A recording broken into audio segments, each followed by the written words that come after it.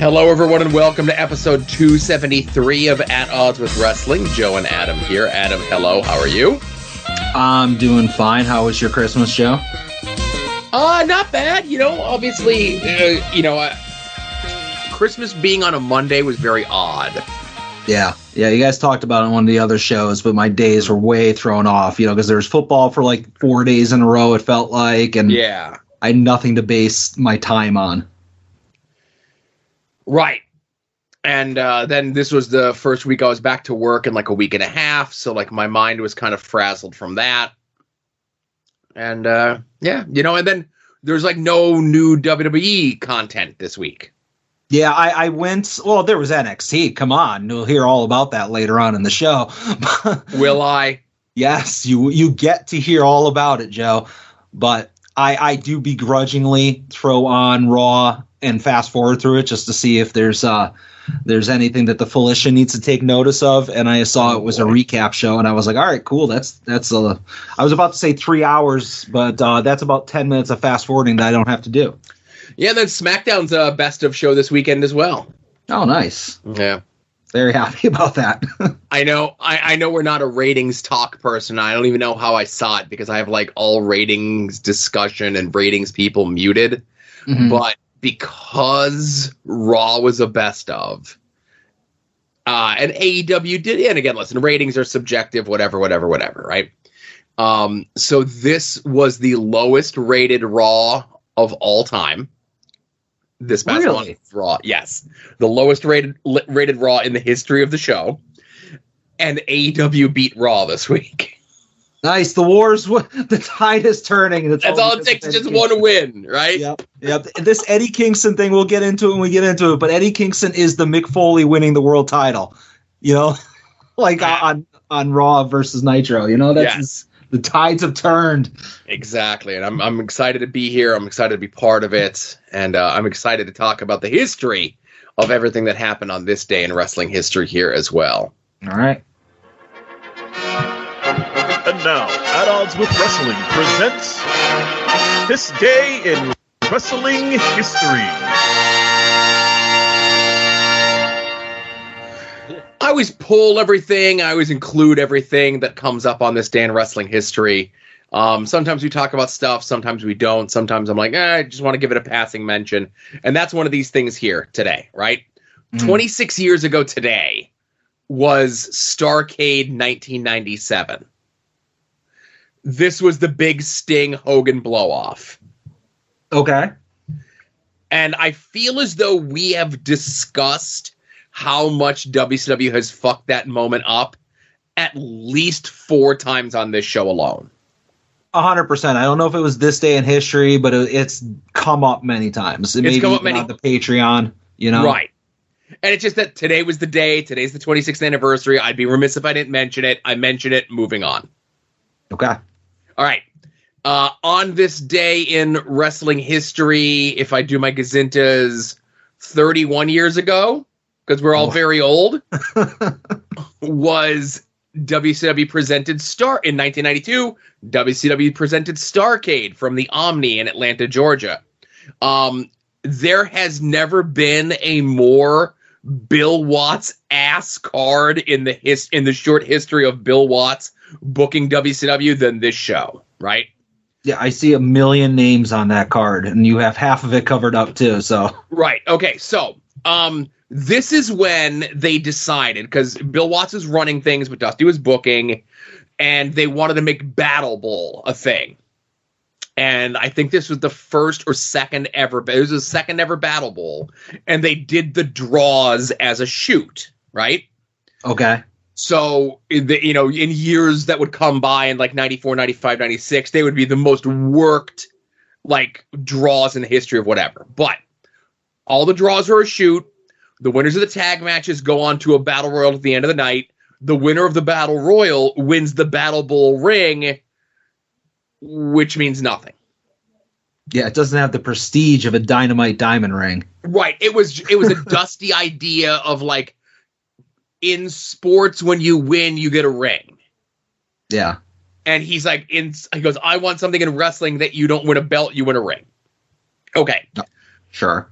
So you've got Dan Spivey, Cactus Jack, Big Vader, Dustin Rhodes, Barry Windham, all these like Bill Watts ass people, right? Steve Williams, but the roster is so lean at this point, right? They do their 8 matches to determine who's going to go onto the Battle Royal. Then multiple people are doing double duty on the show, where Barry Windham and Brian Pillman, the proto Hollywood Blondes, by the way. They were supposed to be the Hollywood Blondes before. Well, Pillman had turned heel like earlier, like around like September. Austin was in limbo at this point, like still part of the Dangerous Alliance, but they were wrapping up the Dangerous Alliance. Barry Windham had just recently turned heel, so they put Barry Windham and Brian Pillman together as a tag team. Barry Windham gets hurt. The Dangerous Alliance is done, and it's like, well, we got nothing to do with Pillman. We ain't got nothing to do with Austin. I guess we'll just throw them together. But the plan was supposed to be Barry Windham and Brian Pillman were supposed to be the team, not Brian Pillman and Steve Austin. Okay, no, I get you. It's just a happy accident that it ended up getting together, sure. So also on the show, Vader and Sting wrestle in the finals of the King of Cable tournament. Sure. Ron Simmons defends the title against Dr. Death Steve Williams. All of these people are people that are in the tournament, the Battle Royal thing as well. Masahiro Chono defends the NWA title. Again, why is there a WCW and an NWA title at the same time? Bill Watts. This sounds very much like a current AEW show, to be honest with you. Like 27 belts, different tournaments ending, battle royals, tag tournaments. Yeah. But yeah, so again, this is like the beginning of the end of Bill Watts. It would come out in about 6 weeks' time that Bill Watts might be racist, and he got fired from his job. I'm not shocked about the racist thing. I'm shocked about him getting fired for it. Yeah, well, let's just say the higher ups at Turner had to be told and faxed, because that's how long ago this was, faxed many times. They really had to twist their arm to make that move. Yes. So 25 years ago today, we have our head-to-head Monday Night Raw versus Monday Nitro. Raw, we're building toward Royal Rumble, okay? We got Vince and Austin in the Royal Rumble. Winner of the Royal Rumble gets the shot at the champion at WrestleMania that year. Whoever eliminates Austin, who has been forced to draw number 1, they get a $100,000 bonus. Yep. But on Raw this week, we get one of the training vignettes of Vince getting ready for the Royal Rumble, and this is peak Vince. All right, let's see it. All right, where's it going? This is all for you, baby. How bad do you want it? Austin. What the hell are you doing? We're 4 weeks out. 4 weeks out. This is good for you. Yeah, this is perfect for you. I came to train. Yeah, we're going to train. Need a little energy to train. Here we go. Let's listen to that knockoff Rocky they're playing. Yeah, and Shane's cracking the eggs for the people that aren't watching this. How bad do you want this? Endurance. The key to the Rumble is to stay afloat. It's endurance. Pull it. Yeah, that's too easy. Come on. Hold on. Austin. Too heavy, damn it. Look at how jacked Too heavy, Vince my ass. is. Look at that. Pull that up. Are they going to show him actually injecting the chicken and rice? No. Well, hang on. Here Wait. we go. Let's go. Very close. Austin, baby. Austin. Stone Cold, baby. You gonna let him destroy our lives? No, I don't think so. Pull again. We on speed, baby. You gotta eat lightning and crap thunder. Come on. Ah! It's not the power. It's not the speed. It's the endurance. That's it. Number 30. I know. Let's go. Endurance. I said pull. No. You quit. Your intensity is for let's go! Austin! You hate him. That's right. Let's go. I hate Austin. I hate Austin.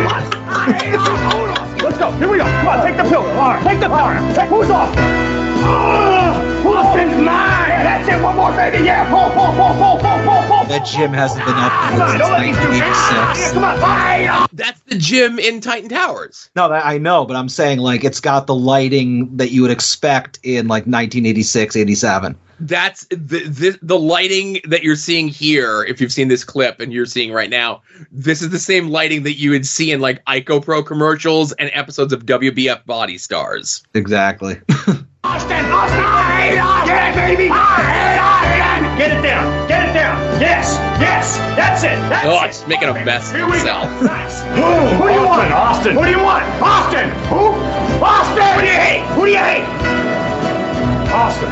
You're gonna annihilate Austin. Let me have it! You're gonna annihilate Austin! Let me have it! You're gonna annihilate Austin! Let me have it! That's it! Let's go! Get that bad boy down! Get it down! Yeah! Get it down! Get it down! Perfect! It's Mini Mac! Mac time! It's Mac time! Mac Daddy time! That's it! Let's go! Here we go! Yeah! Give it to me! Austin 316 my ass! Pull it up! Come on, pull it up! 316! Come on, baby! One more! Let's see that big 21 gun salute, baby! Let's see that 21 inch! Look at that fat boy! Yeah! Grab the wrist! Austin! Give it up there! Yeah! That's it. This is just the beginning. We're 4 weeks out. Austin 316, please. Give me a, oh, hell yeah. You're ready, baby. Oh, hell yeah. There must have been another vignette, but if there is another vignette next week or the week after, we will absolutely be playing it, as Adam mentions about the chicken and rice, because, it does come up. Excellent. So that's really all that's going on Raw. Like obviously they have their plan, they have their format, they have everything going on, right? Okay. Nitro, on the other hand, okay, it's the night after Starrcade 98. The streak has been ended. Kevin Nash defeats Goldberg. He's the new champion. But we don't care about that per se. There's a lot of other stuff that's going on this episode of Nitro that we need to talk about. So, Adam, I know it's spoken of in the soon-to-be-named network. Larry Zbyszko, all-time Bad Place Hall of Fame adjacent at least, right? Yeah, the New World Order. Right. But should have signed Tim's fucking video game. Every once in a while, he steps in something. So okay. let's throw it to the living legend himself. Just like you've talked about many times, Mike Lane to the ropes. Here comes Chavo to the legs. Well, misdirection play that time, but Chavo kept the momentum going. It's trying a sunset flip. Boy, Norman really showboating. But Chavo doesn't have enough weight or his hands high enough to pull him over. Norman's giving him the big wiggle. And whoa, double choke up into the air. Nice recovery by Chavo into the roll-up. So that's the first time that Norman's little dance is called the big wiggle. I would not call this a historic moment, as on this day in WWE christens it, but I agree. It is a historic moment. How dare you? All right, to each their own. Okay, so there are more historic moments on this episode of Nitro. How do you top that? Okay, well, here's how I top that with Ernest the Cat Miller. Oh, Jesus. World Karate Champion's got the stick. I want all you people to shut up and sit down.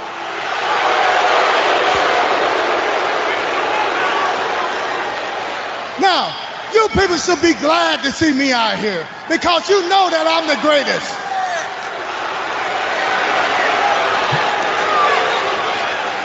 In the way some of you guys look, man, are you ugly. So I just want to pause it here for a second. So we're like the stuff that we're watching is like 2 years after this, right? And yeah, on the Patreon. Right, on the Patreon. And Ernest Miller's still doing the same shtick, Mm-hmm. But again, I would not play an Ernest Miller promo unless it did not lead to something else, right? And it needs the context. I hope so. Brother, where you get that ugly shirt from? Come on in here, I'll whoop you right now. I am the greatest. I can whoop anybody out there. I tell you what, if you people don't believe me, Marshall, call my mama. I'm gonna whoop somebody in here tonight.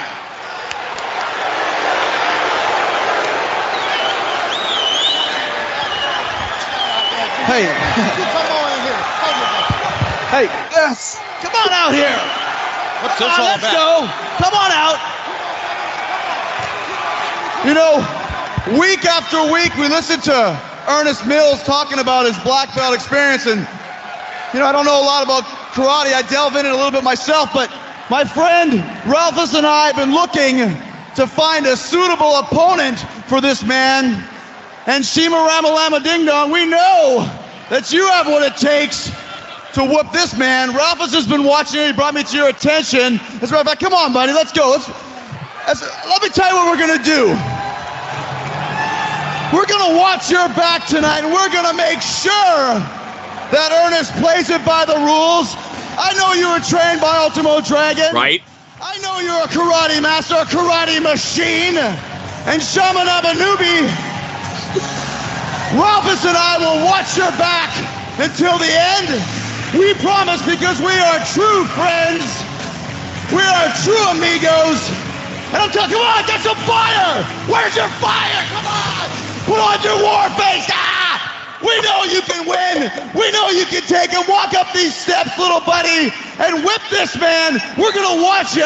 Go ahead. Come on, go. We'll watch you, make sure that everything works out. Go. Take him out. Kick him. Punch him. Come on, do some karate. Come on, go. Go. We'll watch your back. Come on. Oh, No, it's Jimmy Nobunaga. You know him quite well, Mike, today. The man. All right. So as you're going to be surprised, they do not watch his back. But that is Sema, who would go on to found Dragon Gate, and then Dragon Gate USA, and an early person in AEW before the pandemic shut down like all travel.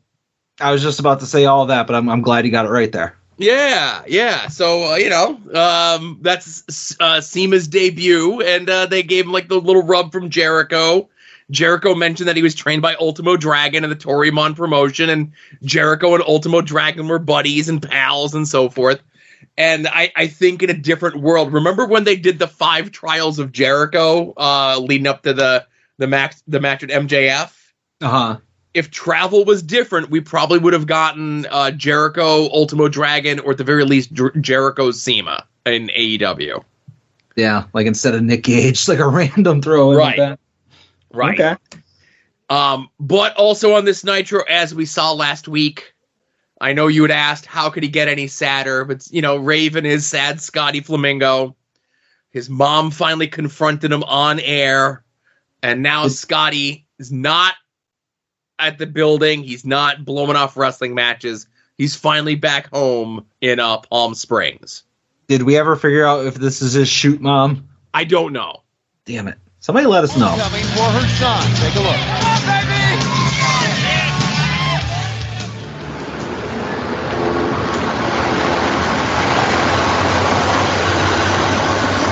Looks like your front yard, Jeff. Oh, yeah.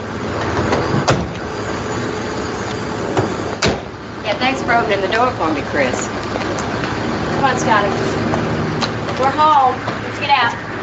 Come on. Come on, your sister's waiting inside. I've got things ready. Sister? Please. Come on, Rick.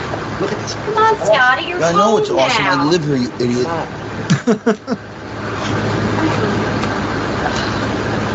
Did you take that jacket off? I like my jacket. Florida, it's hot. Come on in. Leave me alone, Come on, Mom. maybe you'd like to take a bath and get cleaned up. Come on. No bats for Raven. Come Go on. inside. You got the snot rag. It could be Tremendous. How could it You be know you worse? could be in the hood, that's all. Can we go? Oh, come on. Oh, Scotty, how do you get back in here? Oh, Take your stop. jacket off. Take your jacket off. It's hot. This is Florida. Come on. Take you into the kitchen. I'm gonna make you a ham sandwich. I don't want a ham milk. sandwich, I'll put Mom. some chocolate in your milk. I You don't love want it that chocolate. way. I don't like it, You make Mom. you a I've never ham liked sandwich. it. It's gonna be good for you, dear. I'm gonna make it for you right now. Canyon, make me a Chris, I'll drink. make you one. No. Scotty, I'm starting. Come on, Canyon, make me a drink. No drink. Scotty. No. Scotty, no. Canyon. I'm gonna make you a ham sandwich. I'm gonna get you some milk. Chris, I'll make you one too. Give me a club soda. Club soda. Okay, I'll get you a club soda with a squeeze of lime, just the way you like it. Ham sandwich, Bill. Mom, the TV doesn't work. Well, turn it on. Mom, I turned it on. It's not working, Mom. Have to use the remote, Scotty. You know Not that. gonna work. So that's the beginning. Yeah, the giant ass big screen TV. And Canyon comes in, he's selling it with the mouth agape, and they mention Scotty's sister. Oh my goodness, all this lore we're getting introduced to. And I'm not going to spoil anything, but doesn't this lead to another one of his friends showing up that it has new backstory that we don't know about? Scotty's wacky next door neighbor. That's right. Okay. All right. Just making sure that I'm remembering. I'm trying to do better at not spoiling it by asking questions. Yes. Excellent. So obviously we're talking about it. Starrcade was the night before. You get the big loss for Goldberg, but also the other big double main event from Starrcade was Eric Bischoff versus Ric Flair. And of course, after all those weeks and the fake heart attack, and the poisoning, and Bischoff forcing himself on his wife and beating up his children. Of course, Eric Bischoff won the match at Starrcade. Of course. Now, it's the next night on Nitro. And as you see here, this clip is 10 minutes long. I don't know if we're going to play the whole 10 minutes, but we're probably going to play a lot of it because Ric Flair's got some feelings about what happened last night. All right. Ric Flair, 13-time former WCW World Heavyweight Champion. You have captured the hearts of the... Okay, so I need to stop it right there. 13-time WCW Champion. No, because they count the 2 WF reigns in there, so it's 11. Anyway. These people for 2 decades as the consummate professional wrestler. Ric Flair coming off that horrible, that travesty in Washington last night. Where were you going with all this gear? Oh, man. You know, Gene, thank you. All I can say is thank you. But you know what? The truth is, all this, I don't deserve it. I got my ass kicked last night. And damn it all, I'm ashamed of it. Eric Bischoff did not. No, there was interference. You know, and Baltimore knows me. Hell, I know Baltimore. But what am I going to say? I got in the car last night. I went back to the hotel. I called Arn Anderson. I said, Arn, brother, it's over. I got drunk. I woke up today. I said, it's over. I called my wife. She said, which one? Home. It's over. Oh, come on now. I got on the plane. I sat down. The flight attendant said, what do you want, Mr. Flair? And I said, hell, I want to go to Baltimore. And that's the flight attendant said, please, Mr. Flair, stop it. please put that away. So, Bischoff, wherever you are, and brother, right now, you're the man. I'm asking you and Baltimore, 18,000 strong, and 20 million people out there to hear me out for the very last time. Me, Gene, who made this coat? Hugo Boss, Armani, you set it up broke. Hell, my life's just starting, Jack. What is this? Who made this? Harry Ellis. My goodness, starting to... This is how I travel, you jackass. I'm custom made from head to toe. Have been and always will be. You jackass. Taking all of his clothes here. Shirts, suits, ties. That's me. I've lived the life of a king because the people have allowed me to. Woo! I don't know what is the point. Whoa. Right there. Is what he did to the stewardess. $2,000 alligator. It's yours. $30,000. It's a gold Rolex. It's yours. Hell, you see this? Oh my word. I think the guy snapped. $100 bill. It's yours. Hey. Yours. Yours. $3,000. He's usually much more responsible with his money. What's going on? Hey, he just rifled a Gucci shoe. He's throwing it. He's throwing his shoes in the crowd, and that one he winged it at a person. He didn't loft it, so like he had intent. Yeah, he said, "Fuck that guy." What is going on? Bischoff, I ain't leaving. Oh, wait a minute. We're in boxer shorts. Just a second.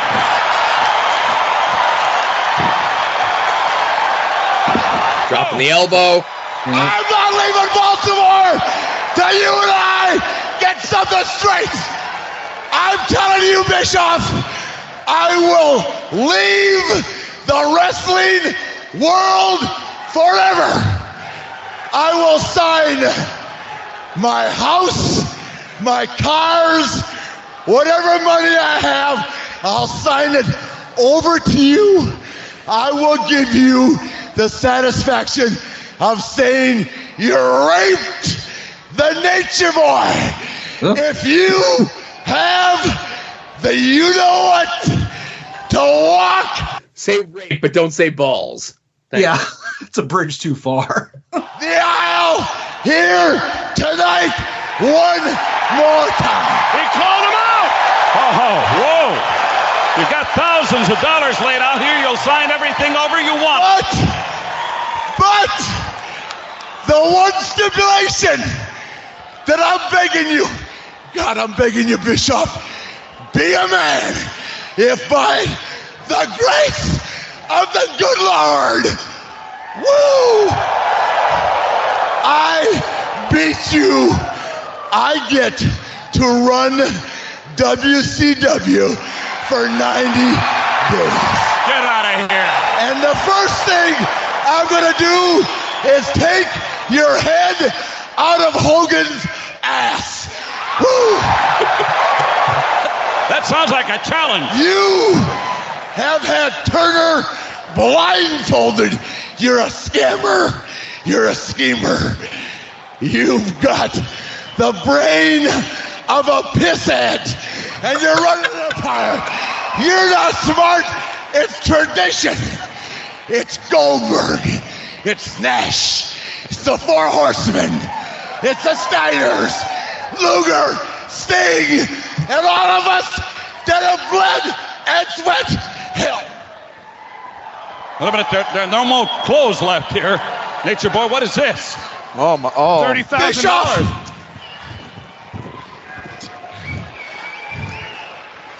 What?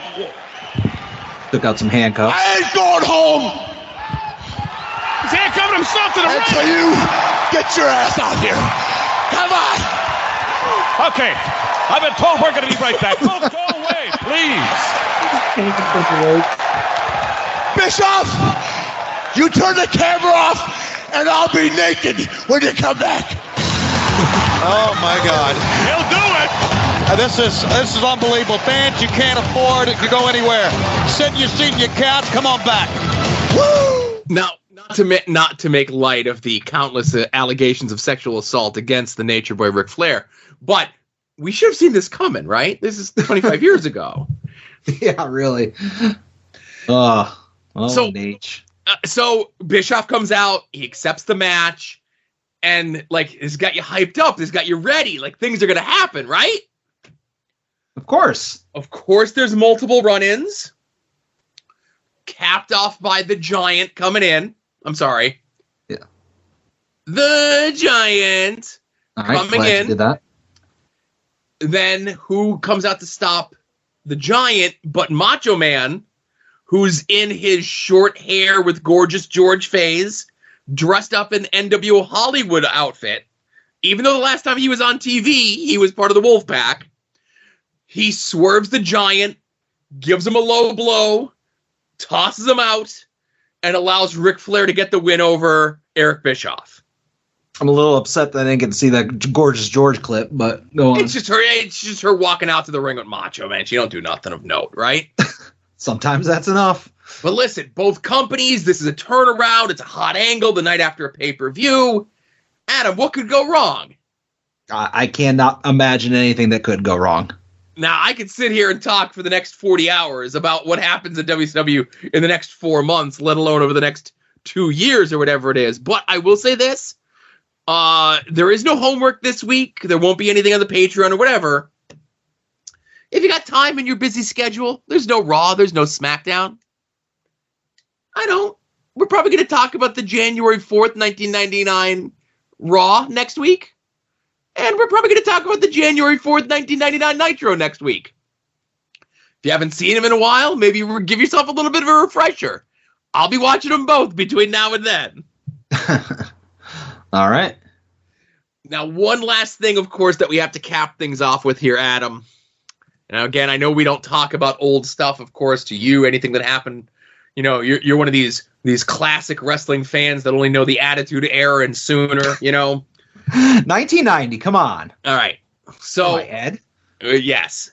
So on this day in wrestling history, 39 years ago, on 2020, John Stossel did an expose on the world of professional wrestling.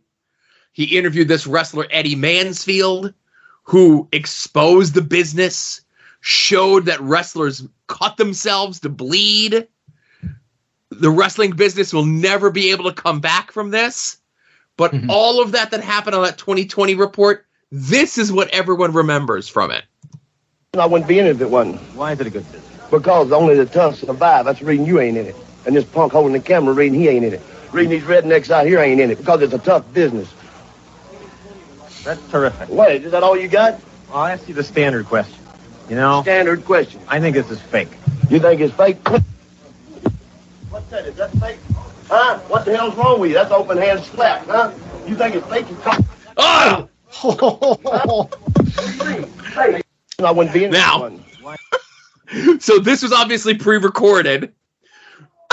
One of the most legendary moments in professional wrestling, right? Yeah, the first one, you know, it was solid, but the second one was a haymaker. Yeah, the first one he was swinging to let him know he was there. Yeah, gauging his distance. Yes. For the second one. So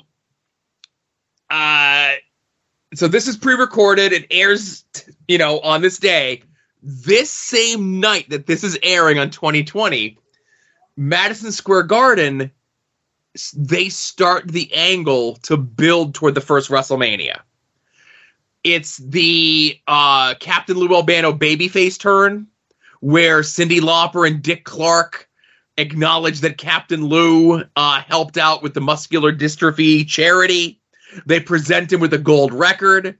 Roddy Piper comes out and smashes the gold record over Captain Lou's head. And we're off to the races. So, 39 years ago, this is where wrestling began for me.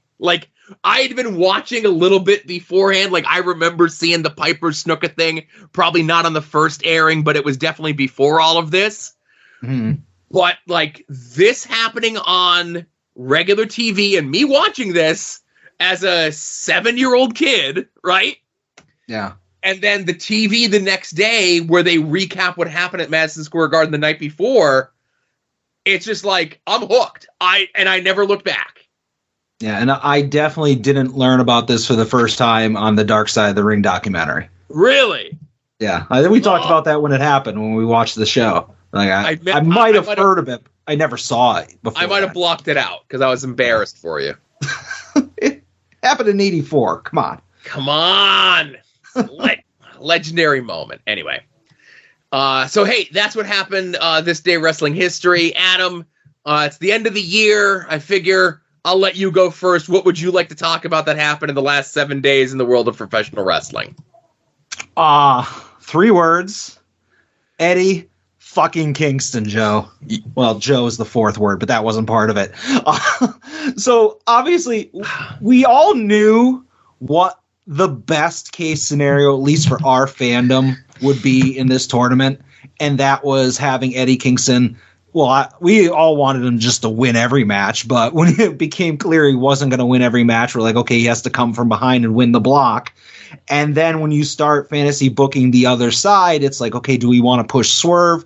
But as Brett and DJ said over on We Need Wrestling, or was it Tim and Marcus? I'm not sure, but one of our friends said that Swerve is almost too big for the C2. and that he deserves the world title run. So it's like, okay, well, Moxley's the best possible scenario because then we could pay off this long storyline that we never got a payoff from of Kingston never beating Moxley. And it's almost like wrestling is easy if you do what people want and the logical stuff. Like this is all gone according to plan. You have all the storylines of Eddie never being able to beat the Dragon, Danielson, and he ends up beating him. The promos before and after. Then you have the promo with Moxley, and I'm sure we're going to get a bunch of internet exclusive ones between now and the pay-per-view. Like, I'm so pumped. And as many people have posted over the last day, like, you want to run through a wall for Eddie Kingston. So I'm just super happy about all this. I can't really add anything to it that we're not already thinking, but this obviously has to be the first thing we talk about. Yeah. I think most of us, if not all of us, that filled out a bracket for the Continental Classic, no matter how we got there, I think we all said it was going to be Eddie and Mox at the end for the most part. I think Brett even got like the scoring like either dead nuts on or super close, which is super impressive. But scoring, brackets, all the other things that everyone bitched and complained about and nitpicked about or whatever it was, it all comes down to the two matches that Eddie has with Danielson, the promos surrounding them. Did you see the post-match promos with these two? Not the ones that were on TV, but the ones that were on social media and stuff? I saw the Eddie Kingston one where he's got both of his shoulders iced up. I didn't see a Danielson one, though. The Danielson one is great, too. And then the post-match promo of Eddie and Mox, like, I mentioned before moments ago, seeing the John Stossel thing with Dr. D. David Schultz, like seeing the Roddy Piper thing with Captain Lou and Cyndi Lauper and Dick Clark when I'm 7 years old. It's like, I'm a fan for life.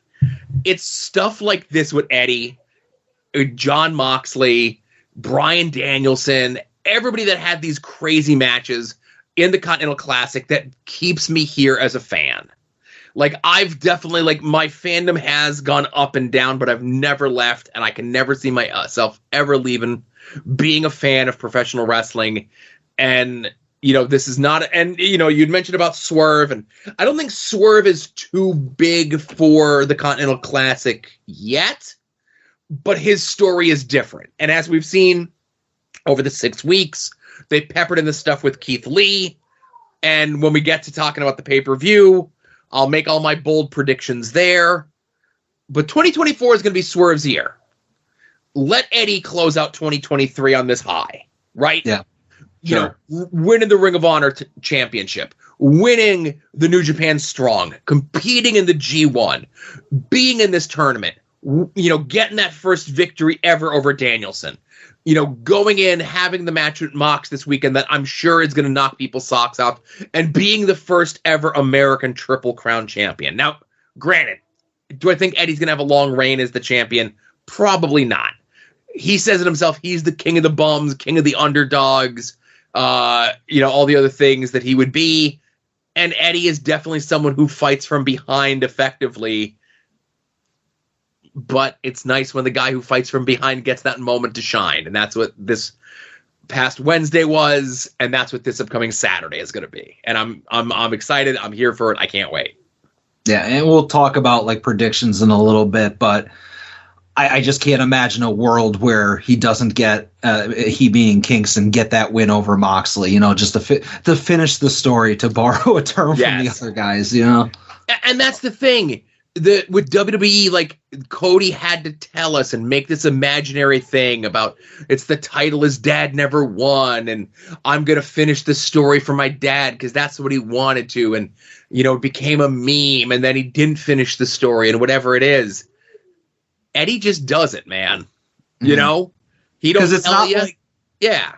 They haven't been spending the entire Continental Classic talking about, like, what if it comes down to Eddie Kingston and Moxley? Because Eddie Kingston's never beat Moxley. It's something that once it got to that final or close to it, you start thinking about, if you didn't fill out a bracket like a lot of you guys did, you start to be like, holy shit, if this is Mox versus Kingston, there's that storyline that started a couple years ago. It hasn't been hit over our head, but it's out there and you're able to get resolution from it, And that's the thing. The last time that they wrestled, Eddie and Mox was 3 years ago during the no crowd shows at Daly's Place. Yeah. So it's like almost like brand new. It's almost like they never wrestled. And it's just the fact that obviously like people like us that are invested in it, are happy to see it paid off. But exactly. Man, I'm super pumped for that. But again, I don't want to keep asking hypotheticals, but we'll get to it later on in the show. But what else do you have? So, Adam, we try to keep it to like the stuff that happens in ring and, on the shows and everything else like that. And every once in a while we venture out. I mentioned last week about LA Knight getting the key to the city, and I'm not going to mention that again, but I just did. That doesn't count, but I watched the video. It's very, touching. It's interesting to see Humble, and now you're getting these people that are kind of split on LA Knight of like, no, we don't want him to be the humble guy from meager beginnings who worked so hard to come to WWE. They want the brash, trash talking, so on and so forth sort of guy. I think we're going to get it both, right? They could do both. But the thing I want to talk about is, I just want to say, you would have to be a real piece of shit to make a remark about someone's wife who was handling and in charge of the merchandise for a company. And after she actually made that company money for the first time, at that time, that company had been running for 7 years. It was the first time they ever made money on their merchandise because of her. And the person who ran that promotion acknowledged her publicly and privately and thanked her in front of the entire locker room and made it a big deal of, because of her, things turned around for their merch. And it would be a real piece of shit thing to do, to talk about that person or the job that they did behind her back. And instead of going to her and bringing the issues up with her, to be snakes and weasels. Granted it was 15 years ago, but you'd have to be a real piece of shit to do something like that, right? Sure. So I won't talk about the Young Bucks' wife not being in charge of the merch at AEW anymore. I'm glad we won't talk about it. Yeah. Not going to mention it. Yeah. We'll lower ourselves to that. Right. A real piece of shit would do that. The merch table looked stocked last night, though. Saw some pictures. It looked stocked last Saturday, too. Yeah. What changed? I don't know. My turn? Yes. All right. You know what, Joe? I have two different things here. I'm going to say that it's time for us to discuss a special moment. My way, my life. The Lexis King moment of the week.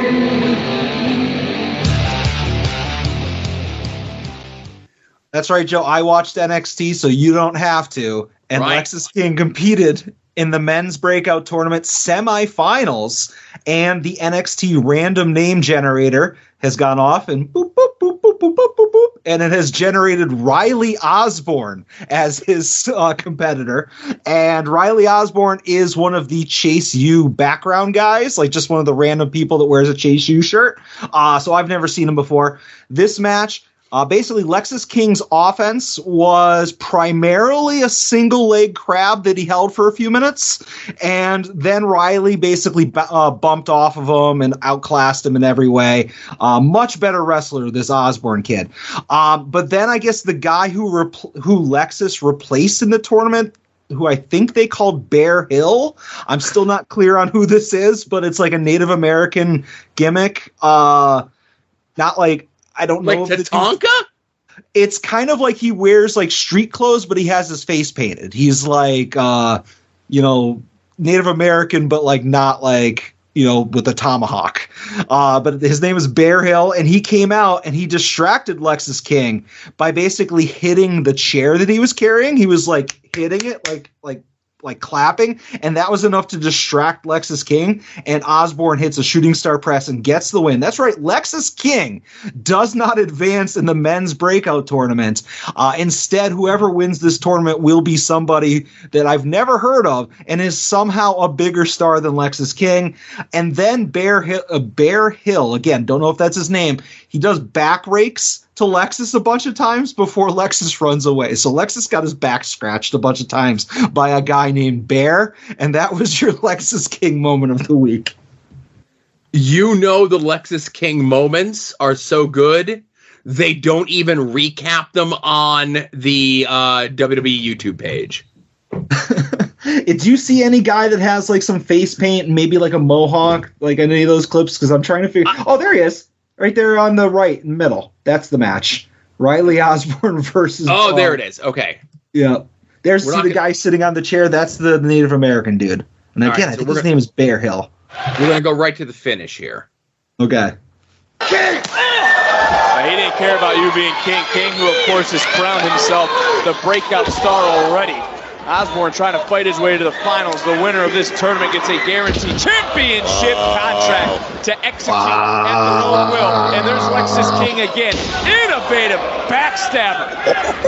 Oh, man. Out of almost a straitjacket into the cover. No, just got that right shoulder. That's Great job by our official Gary Wilson. Right on top. Shout out to Hale. A sigh of relief, but even a look of worry now over Hale, Jane, and the rest of that Chase U student section. I'm looking at this kid, Riley Osborne. He came in, he had a nice, beautiful smile. I apologize to anybody who has to listen to Booker T's commentary. Is fixing that. I'm glad Booker T woke up for the commentary. Can you imagine if King gets that contract, the sort of power wait a minute. King would have as King to the top? Yep, right there. That's your distraction.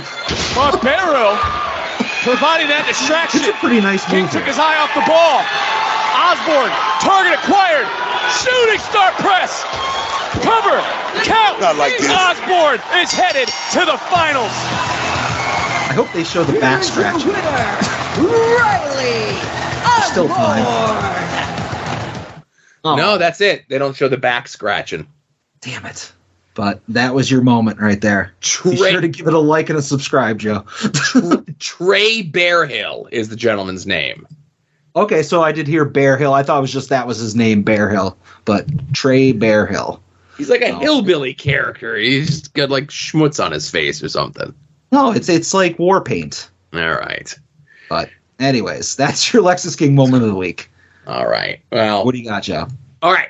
So this is the last thing I got. I don't know if you got anything else. I got something else. All right. So Brett and DJ, I'm sure, will go into a much more in-depth discussion of it on their show since both of them saw it. I went to see it with them. But I want to talk about Iron Claw, right? Okay. I'll say I liked it. You should really definitely go see it. But I'm a wrestling fan. I'm genetically predisposed to like wrestling stuff, right? I can make an argument for Ready to Rumble is a good movie, you know? Of course. So I think being a wrestling fan and knowing the story of the Von Erichs was more of a detriment to me because there's so much that they miss and there's so much that they gloss over and there's stuff that they fold into itself. And I get that you have this story that you want to tell. And I'm not a filmmaker. I'm not a writer, a director, an editor, or anything. Like right on down the line when it comes to Hollywood, decisions were made for whatever reason. It was still a very good movie, and I still recommend it. My biggest issue with it is, and I know there was the video going around of the guy who was Ric Flair in the movie. And the guy who plays Ric Flair in the movie is very bad, right? Is it true it's the guy from Young Rock who plays Ric Flair on that? I don't think so.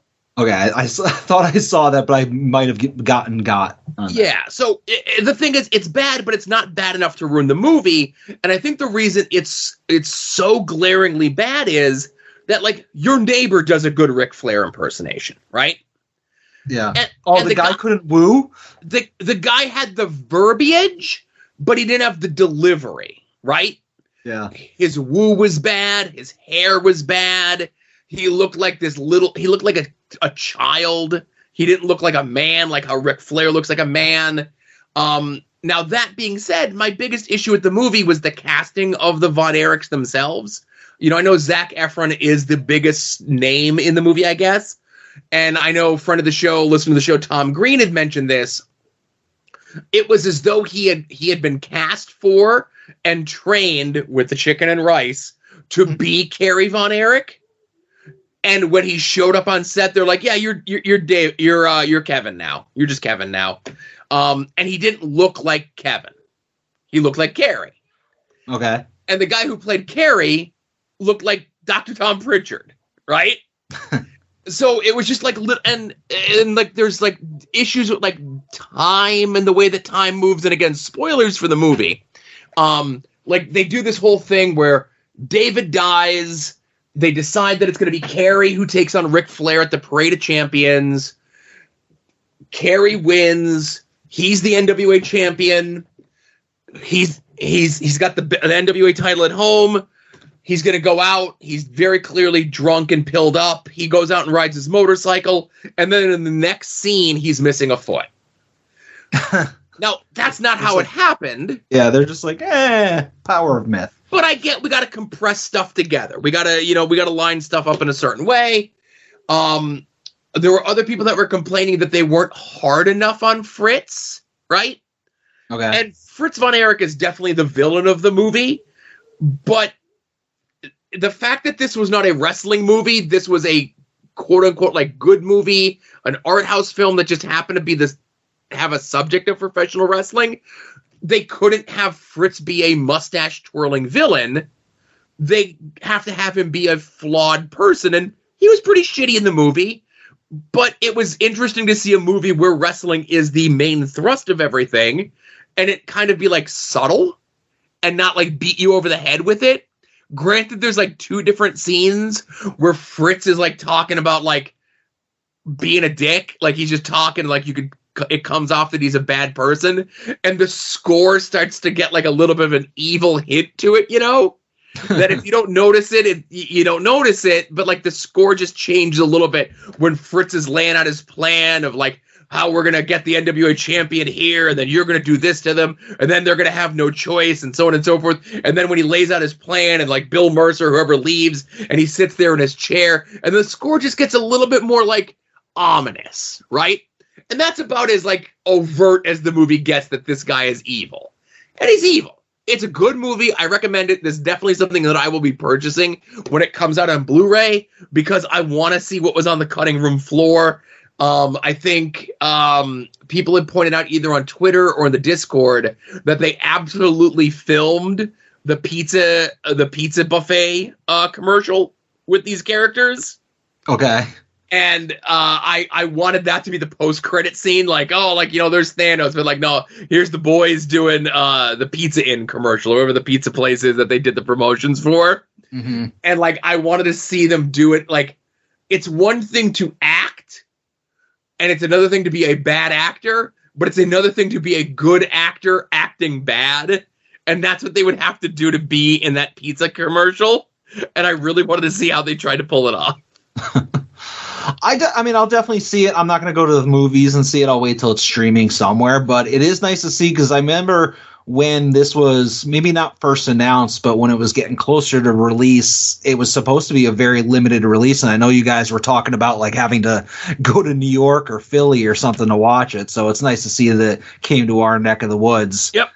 But I do have to ask you, was there an obligatory scene in the movie, like as in all wrestling movies, where like one of the wrestlers is explaining to like a girlfriend or something like what wrestling is, for the audience? Like, oh, I'm a babyface tonight. That means I'm a good guy. Like, was there one of those conversations that always feels super natural in these movies? So very early in the movie, like within the first like 15 minutes, the Von Erichs are leaving. A girl comes and she kind of gives Kevin like the hardcore press and is like, oh, why don't you ask me out on a date?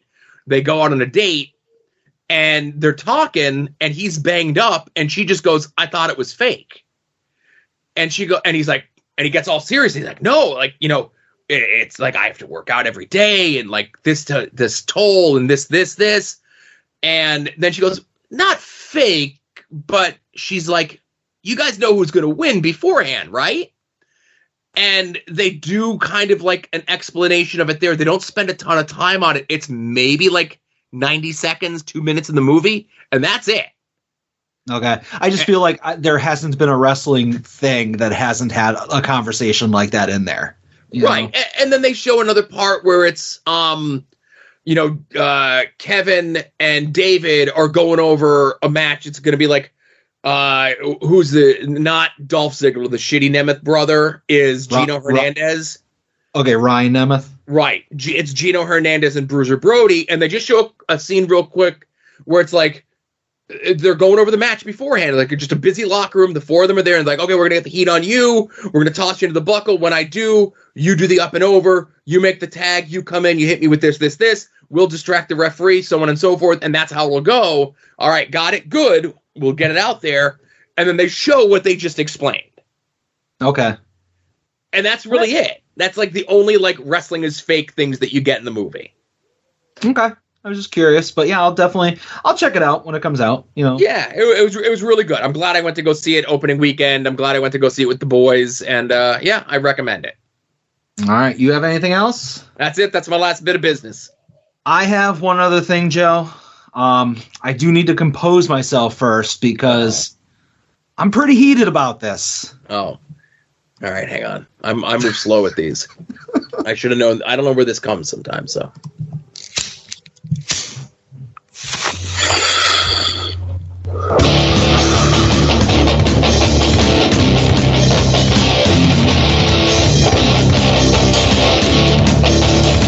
All heat, no heaters.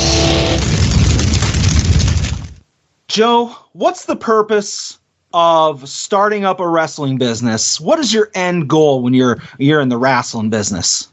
To lose a lot of money. That's what happens, but that's not the goal, right? You want to make money. Oh, so, yeah, sure. So if you're trying to make money, the most possible money you can, would you tell Eddie Kingston, hey, knock it off with the promos? Would you ever say that to him?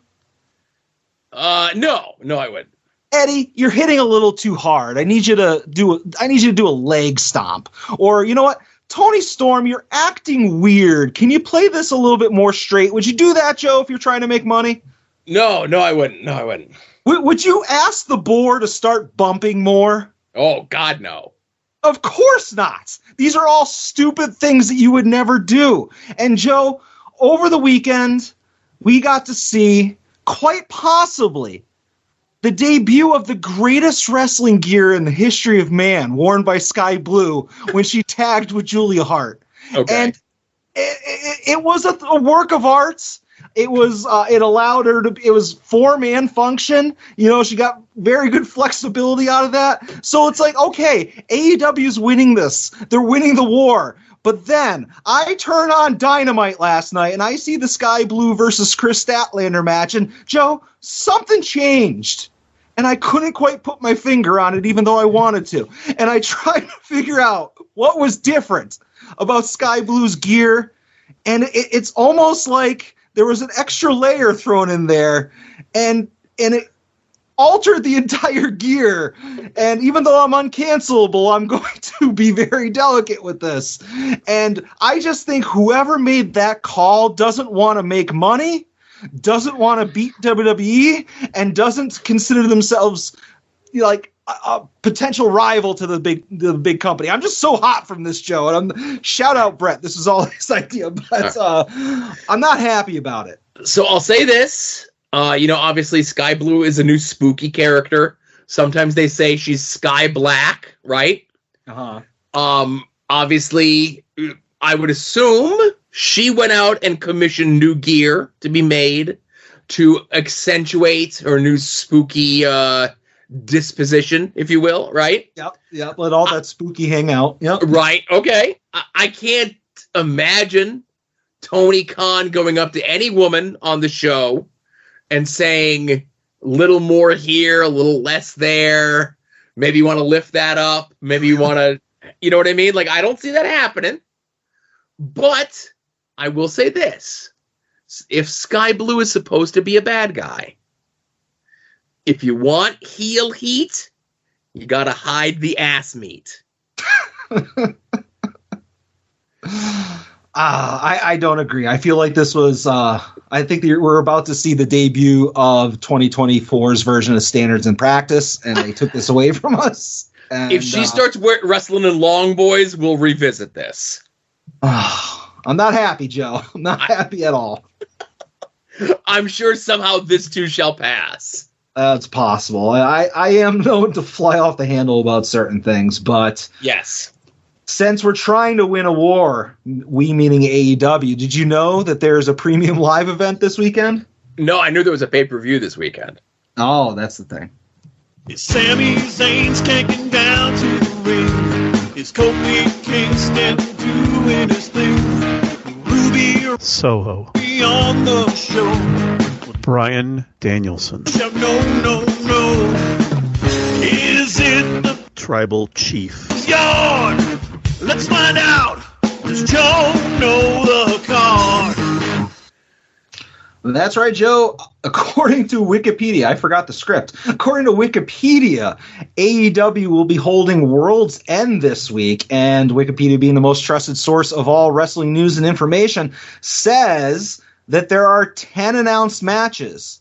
However, I know for a fact that there was one that was just announced, and I won't fault Wikipedia for not knowing it. So 11 matches on World's End. Joe, do you know the card?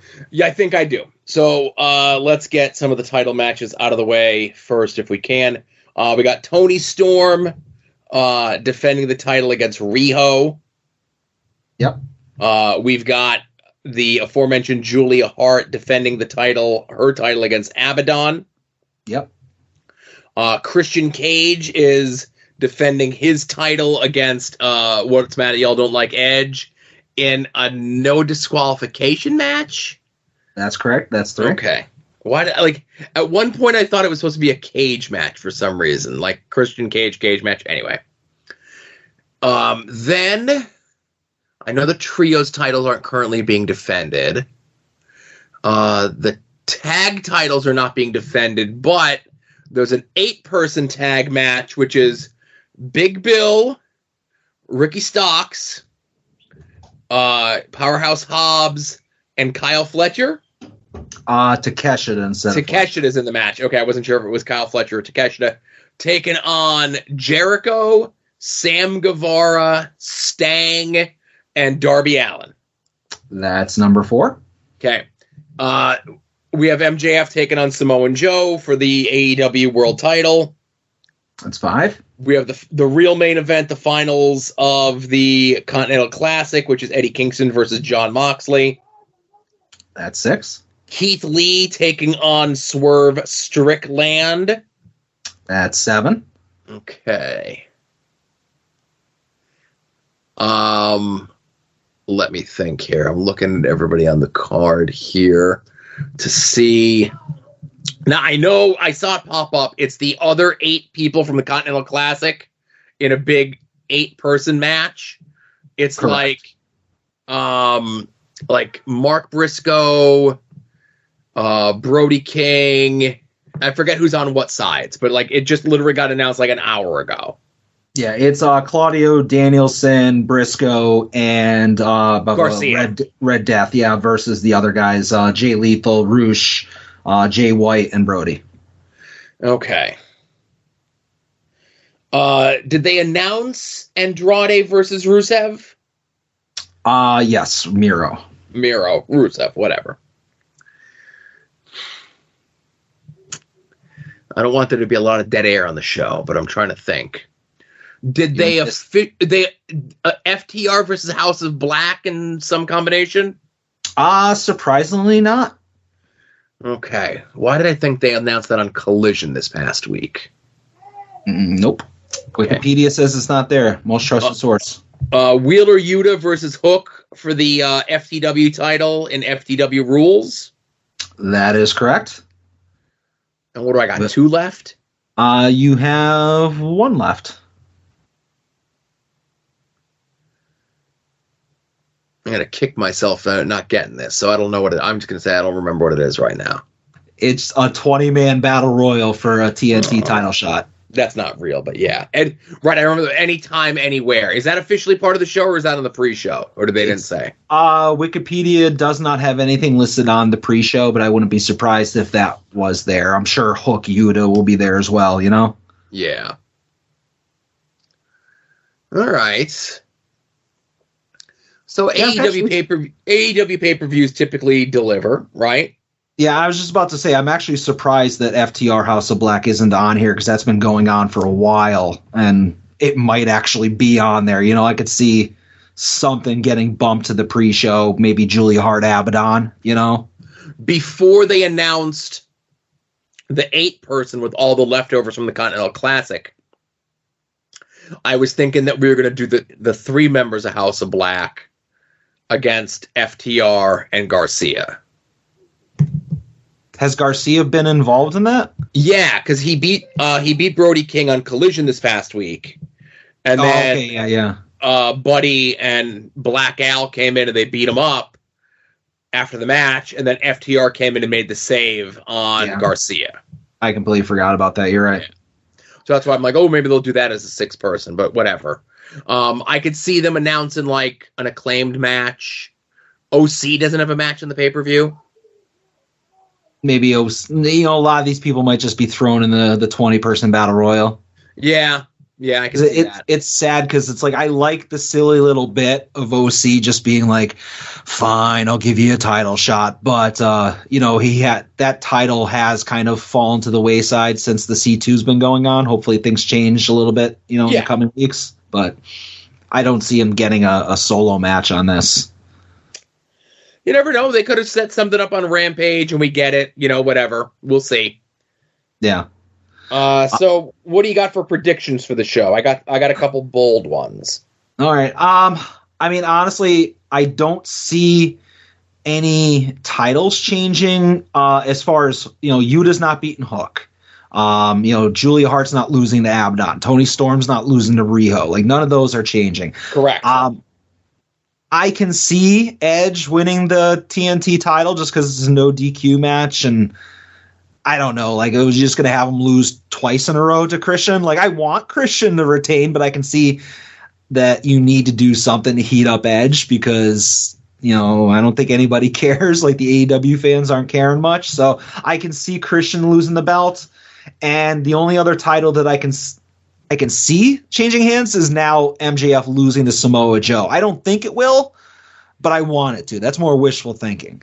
So I definitely can see Edge winning the belt, and this finally being Luchasaurus like turning on Christian. Yeah, because he hasn't been around in forever, you know. Yeah. So he'll come out and be like, oh, he's coming out to save Christian, and then he turns on him and ends up helping Copeland win. I think it's clear Eddie's winning the Continental Classic. Yeah, I hope so.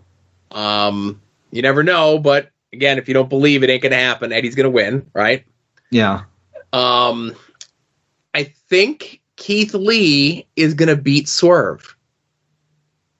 Oh, why? Okay, and here's why.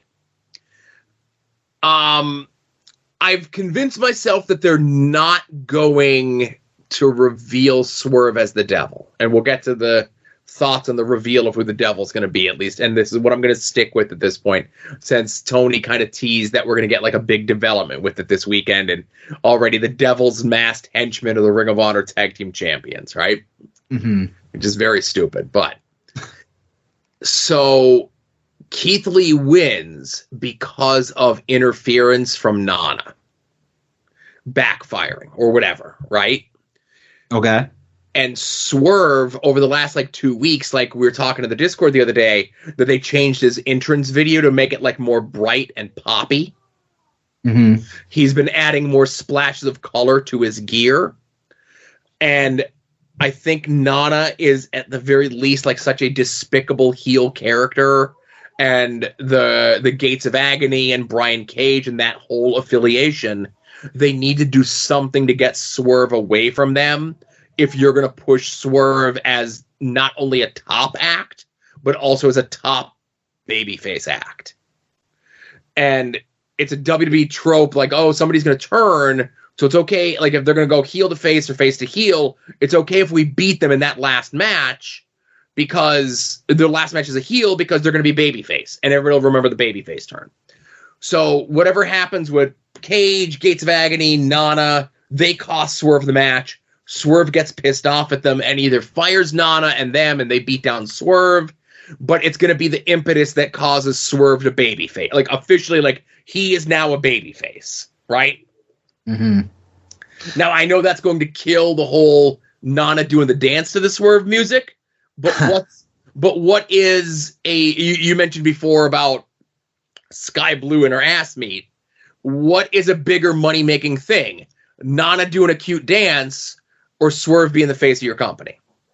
See, I don't disagree with everything you said, but I disagree with one premise of it, and that's that, first of all, I don't think, like a bunch of guys in the Discord did, that his video package being brighter colors means that it's like, ooh, that's a hint that he's turning babyface, or it's more built for baby faces. I just don't see it because there have been many heels in AEW that have bright, cartoony entrance stuff. And I brought up Sammy Guevara in the Discord. Like, he's been using one where he's like a cartoon superhero the entire time he's been a heel. So I don't think that there's any thought put into the color scheme of the videos or the just the when it comes to whether they're a heel or a face. I don't think that you need to have Swerve break up with the Mogul Embassy, break up with Prince Nana in order to strap a rocket to him and have him be reacted to like a babyface. I think Swerve can keep doing despicable stuff and just being a badass and a scumbag and have him be a babyface at the same time. Like, Danielson's been doing it for the past 2 years. Moxley does it where it's like, all right, we're going to be just these assholes who beat people up and cheap shot and jump you after the match and before the match, whatever. But then next week we're getting a pop. Like, I don't think you need to pull, like, you don't need to change something about Swerve to make him get cheered, which means you don't have to take Nana off of him. You can keep the Mogul Embassy with him. Like, it's just one of those things where you can be a heel on paper and get a babyface reaction, and it's not a bad thing in 2023, 2024. Well, and I'll say this with the examples that you gave. Moxley and Danielson have 20 years experience on Swerve. They've got minimally 10 years of WWE television exposure at a top level. However long it is that they've been in AEW, longer than Swerve. Swerve is relatively new. He's only been wrestling as long as MJF, if not a little bit longer, right? But not much longer. And that you're saying strapping the rocket ship to him. That rocket ship flies a lot faster when it's just one person, not five. And I think you run the risk of not getting as clean as a babyface reaction to Swerve if he's still got all these sneaky heel characters around him. Then you run the risk of turning them all babyface. And is that what you want? Do you want to turn all of the Mogul Embassy babyface? Or do you want to turn Swerve babyface, right? What is your plan? What is your goal? And I really think the goal... And another thing is, like, obviously, yes, when there was the Dynamite when he was feuding with Hangman and they break into the house and he cuts the promo on the baby, that was a pretty dastardly thing to do. A pretty despicable thing to do. But during the Continental Classic... all those promos that Swerve cuts afterwards are babyface promos. I'm wrestling hurt. I'm doing this for my, I'm doing this for my family. I'm doing this for this. People have to cheat to beat me. All these sort of things, right? His promos have been very honorable and very babyface-esque and not very heel-esque. So again, it is a slow burn to the heel, the face turn, and I think we get the full face turn either at the pay-per-view or Wednesday, when, like, they do some sort of stupid skit where, like, he calls an emergency meeting at the Mogul Embassy and fires them all, right? You don't have to do that. You just have to do a thing where fucking Nana costs him the match. He gives Nana shit afterwards. Him and Nana are like, okay, we're cool. But then, like, something else happens, and, like, the other guys in the Mogul Embassy attack him. It looks like Nana's going to stick with them. Nana starts putting the boots to him. Swerve starts to make his own comeback on 4 guys or whatever it is. And you do, like, a little short program between now and then where Swerve goes through the other members of the Mogul Embassy. Keith Lee even reaches out and says, like, hey, listen, we had our problems in the past, but I'll help you out with these guys. And Swerve's like, nope, I got myself into this mess. I got to get myself out of it. And he gets himself out of it, cuts the ties completely. He's fully a babyface, and we're to the moon, to Wembley, main eventing against Will Ospreay. See, my big disconnect is like, why go through all these steps to change him to a babyface when he can just be a world champion as he is right now? I think they need to separate him from the Mogul Embassy for him to really fully be a babyface. I mean, there's been, Triple H and Evolution. Oh, yeah, great example. I was about to say Ric Flair and the Four Horsemen. I'm saying that there's nothing against having your top heel be in a stable. But he's not a heel. But on paper, he's a heel. That's what I'm saying. Like, I don't get why, in order for him to make that final step, you need to have him be a full-blown babyface. Because you do. I don't agree. I think Swerve Strickland right this second, as whatever he is, whether he's a heel, whether he's a tweener, whatever he is, I think that what you got right now is good enough to be world champion. And 10 if years... if you want to turn him full babyface, do what you did with MJF. MJF... Because MJF is not full babyface. MJF is not full babyface. Right now, MJF is full baby. Unless he turns out to be the devil, MJF right this second is full babyface. I'll say they think he is. The crowd thinks he is. But his character has been too inconsistent. That's just an execution thing. That's nothing to do with like how he's booked. MJF is just as much of a babyface right this second as Stone Cold was like when he was fighting Vince McMahon. Now, is MJF anywhere close to as over or as good as Austin? No, I'm not saying that. I'm saying as far as the way that they mean for him to be presented, unless he turns out to be the devil tomorrow or whatever, Saturday, it is the exact same thing. Austin was a babyface crowd reaction, fighting babyface matches, but he still did the fuck you to Vince McMahon and like the kicking referees in the gut and stunning them.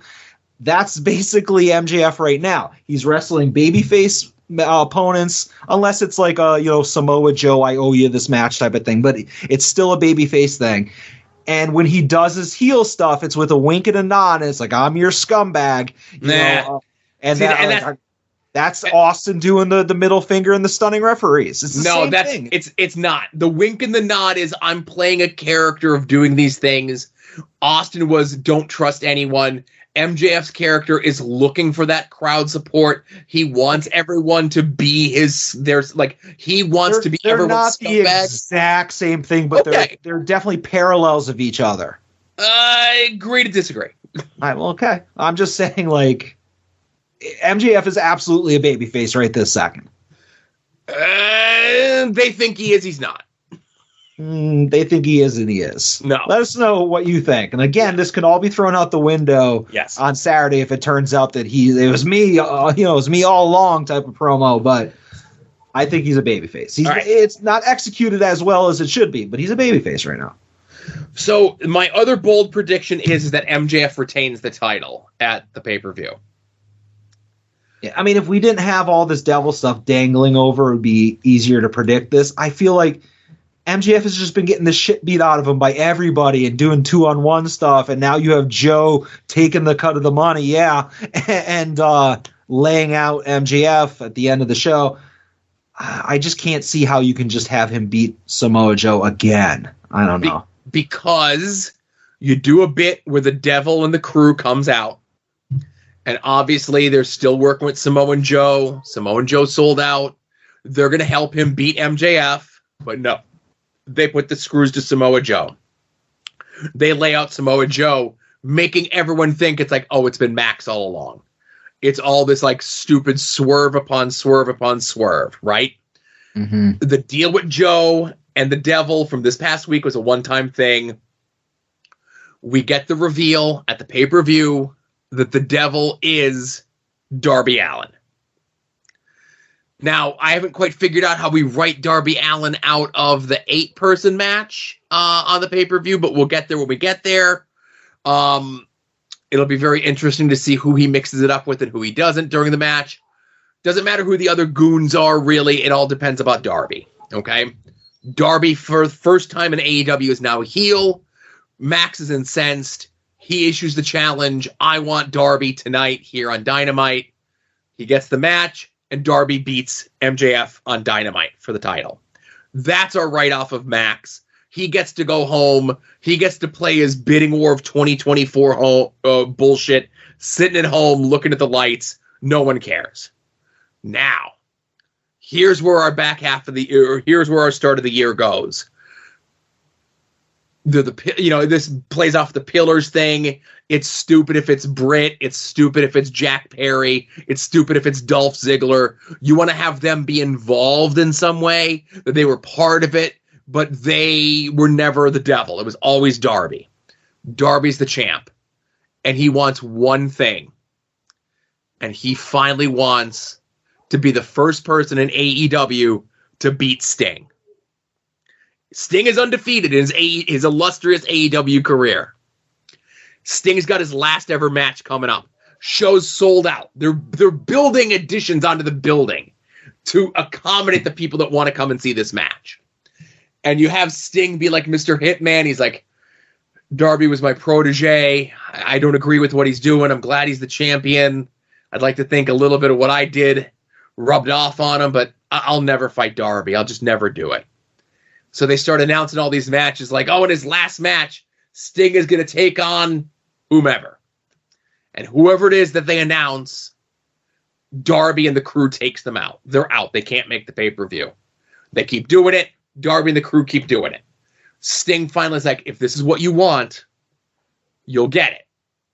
And the final match for Sting is Darby Allin as the AEW champion defending against Sting. And you can go either way with it. You have Darby win. And Darby is now the first person ever to add more onto that steam of who that character is now as a heel. He's the first person ever. And he'll be the only person ever to beat Sting in AEW. And he could lose that title. Can't take that away from him. Or you have Sting beat Darby. And Sting wins the world title. Something I've wanted Sting to do. I've wanted Sting to win a title in AEW so bad. His entire run. And his last match, he vanquishes Darby, and he retires as the AEW World Champion. And you either do a tournament, Tony loves tournaments, no tournament. You retire that belt. You say Sting is just the AEW World Champion forever. Thank you very much, Sting. One less singles title that people can bitch and complain about. That moves the Continental Classic Triple Crown up. It moves the OC title up. It moves the TNT title up. I've given a lot of thought to this. This is what I'm going with. I sent the email to TK yesterday. He hasn't replied yet. I hope that it accidentally goes to his spam folder, dude. Like I hate 99.9% of what you just pitched. Cool. I'm going to tell you, and again, I think we genuinely get along on a lot of things, but like we could not be further apart on just about everything you said as far as me enjoying watching it. Yes, Sting versus Darby Allin absolutely is Sting's last match. I know that that's going to happen, but that's going to be a match where it's like they're both hugging and crying afterwards, and it's not going to have any storyline built around it. It's just going to be an appreciation of Sting, and whoever wins that's fine. But that's all. That's just going to be two best friends, father and son, whatever, wrestling in a match. I like that's fine. Sting can win a title, but like getting rid of the AEW World title to elevate the other belts, no. Because I feel like that's a disservice to the other champions that you've had already. And there are many things you can do with this Devil storyline that are bad ideas. But if Darby Allin being revealed as the Devil is one of them, that is among the worst answers. As far as something that would, if I saw it as a diehard AEW fan, I would be severely disappointed. I would be underwhelmed. I would be like, really? Darby Allin is the Devil? And I get it. He's one of the pillars, but he's not even in the top 15 guys in that company in my eyes. Maybe in TK's, but in my eyes, he's not. And I would just be like so disappointed in that, and him winning the world title, whatever. Like, He is basically with Jungle Boy and Sammy Guevara, the other pillars. But would you want to put a world title on Sammy Guevara or on Jungle Boy? No. I don't see Darby being any higher. Yes, he's more over with the kids and he goes out there and he kills himself when he wrestles, but that's about as high as I see him right now. So I hate 99% of that. I don't have a solution for who the devil is or what they do with the Samoa Joe match, but man, Darby ain't it. All right. I don't know. I like my idea, you know? It's funny. I guess I do. Of course, it's your idea, you know? But yeah, I mean, again, I agree. Sting versus Darby, Sting's last match, but that's going to be a, blubbering, ugly tears crying after match between the two of them and hugging, and then Ric Flair trying to get in there between the two of them and hugging them both. That's what you're getting from that. You're not getting any storyline. You're not getting Sting winning a world title, Darby, months of Darby beating down people to get to Sting. It's just going to be hey, I'd be honored if I was your last match, Sting. Okay, Darby, and that's going to be it. I think why not, if we can add a little mustard, a little steam to that program? Why not? What else are you doing? It's Sting. It doesn't need any of that. I just want Sting to win the title. Ain't happening. All right. Retire the TNT belt or something like that. I don't know. Mm-hmm. Well, we'll see. We'll see what happens. Maybe Sting wins the Battle Royal as well, and then it's him and Edge at the Sting's last match. Yeah, I can see it's just Sting Darby, but in a non-storyline, just a hey, you're my opponent type of thing. That's all. Okay, you're overthinking it. And again, this could be the one where overthinking it helps, but we shall see. Yeah. So again, I'm right. Swerve can be top guy as a heel, and MJF is currently a babyface, and Darby is not going to be the devil, or else that would suck. All right, those are my 3 hot takes. Let me know. Let me know how much I am right when you're listening to the show. Right, and Adam is unofficially shadow banned on social media. So good luck in sharing your opinion with them. Well, they can share their opinion with me. They just won't be able to see things that I post. Gotcha. There you go. Yeah. Now, before we get into phone calls, I would be remiss, since I did not mention it on Long Box Heroes this past week. I think there's some sort of football game going on. As this being recorded, as you're listening to this, is probably already done. But in the ESPN Pigskin Pick'ems, I'm currently in 20th place. And not only is Adam in second place, but he's tied with Todd for second place, of all things. This will be the only reason in time I mention him on the podcast. Yeah, I don't care about the Pigskin Pick'em. I have bigger fish to fry, Joe. Okay. Well, again, it was fish math this past weekend. And of course, you got fish to fry. So before you get into any of that, let me play some voicemail. Hey, Joe. Hey, Adam. Hope you all are having a fantastic middle of your holiday season. I know that Marcus and I are looking forward to seeing you live and in person for AEW World's End this weekend. It should be a good time and a fun time of camaraderie and fellowship, but I can tell you what will not be a moment of camaraderie and friendship. You see, over 2 months ago on this very program, one of you two decided to talk out of turn, so to speak. And I want to play that for you right now. I lost. It happened. I mean, it stings that it happened to be against the guy who drafted a kicker in like the 3rd round, who clearly demonstrates that he has no idea what he's doing in fantasy football. But I got beat. You see, it was on the October 12th edition of At Odds with Wrestling, in an episode aptly titled "No Faith in Your Shaming." Did Adam Van try to issue the backhanded compliment of all backhanded compliments, telling me that I have demonstrated no faith as a person who knows what they're doing in fantasy football, as a person who won their championship in week 5. Vansky.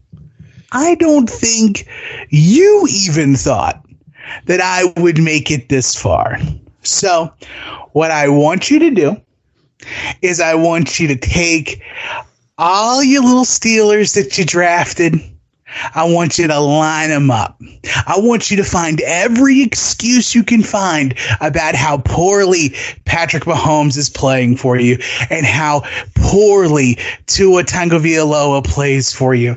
And I want you to line every single thing up in a row. And then when my 6th round kicker, Justin Tucker, puts the nail in the fantasy football coffin for you, all I want to hear come out of your mouth is this. Good for you, Tim. Congrats on winning your Super Bowl. Love you. Love the show. Love you all the time. Bye, boys. Wow. If I may have the floor for a moment. Go for it. Obviously, Mr. Tim put a lot of work into that call. He did. I wish he had put some of that work into his draft. Maybe he would have a better team. And Mr. Tim likes to say that, he points out that I did say that he's not that good at fantasy football. That's right. I said that on this podcast. He has the proof there. And he did beat me one time. But that doesn't mean he's good, Joe. That just means he got lucky. And when I faced him a second time, yes, I beat his ass. All right. I beat him down. And now, in the playoffs, where he shouldn't even be in the finals if the seeding was correct, it should be me and Todd. Because both me and Todd put up way more points than Mr. Tim and Ronald Two Legs. But he got lucky again, and he's in the finals. But you know what, Tim? Your luck is over. I am going to stomp you. And yes, Mahomes ain't playing good. Tua, not playing good, but I don't need good players to beat you. I hope I'm being clear about this. I can beat you with my backups. So bring it, Tim. I look forward to sending you your second place money after this weekend.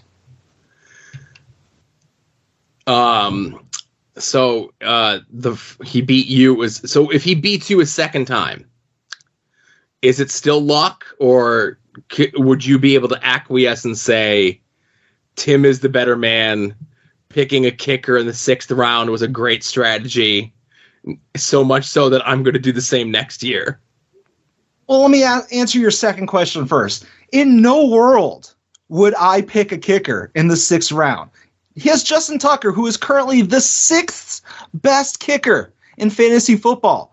I currently have the number 1 kicker in fantasy football, and I got him off of waivers for nothing.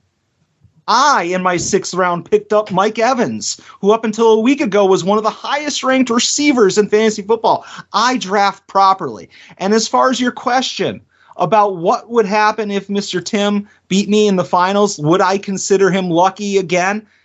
I don't have to worry about that because it's not going to happen. All right. I've beaten Mr. Tim. I've beaten everybody that was put in front of me. Dare I say I smashed and stacked them all, aside from 2 little hiccups. But the road to a championship is seldom undefeated, but got him this weekend. I'm sorry. And then the best thing is, if I see Tim this weekend, his loss won't happen for another day, so he won't even be bitter about it. So that's a good thing.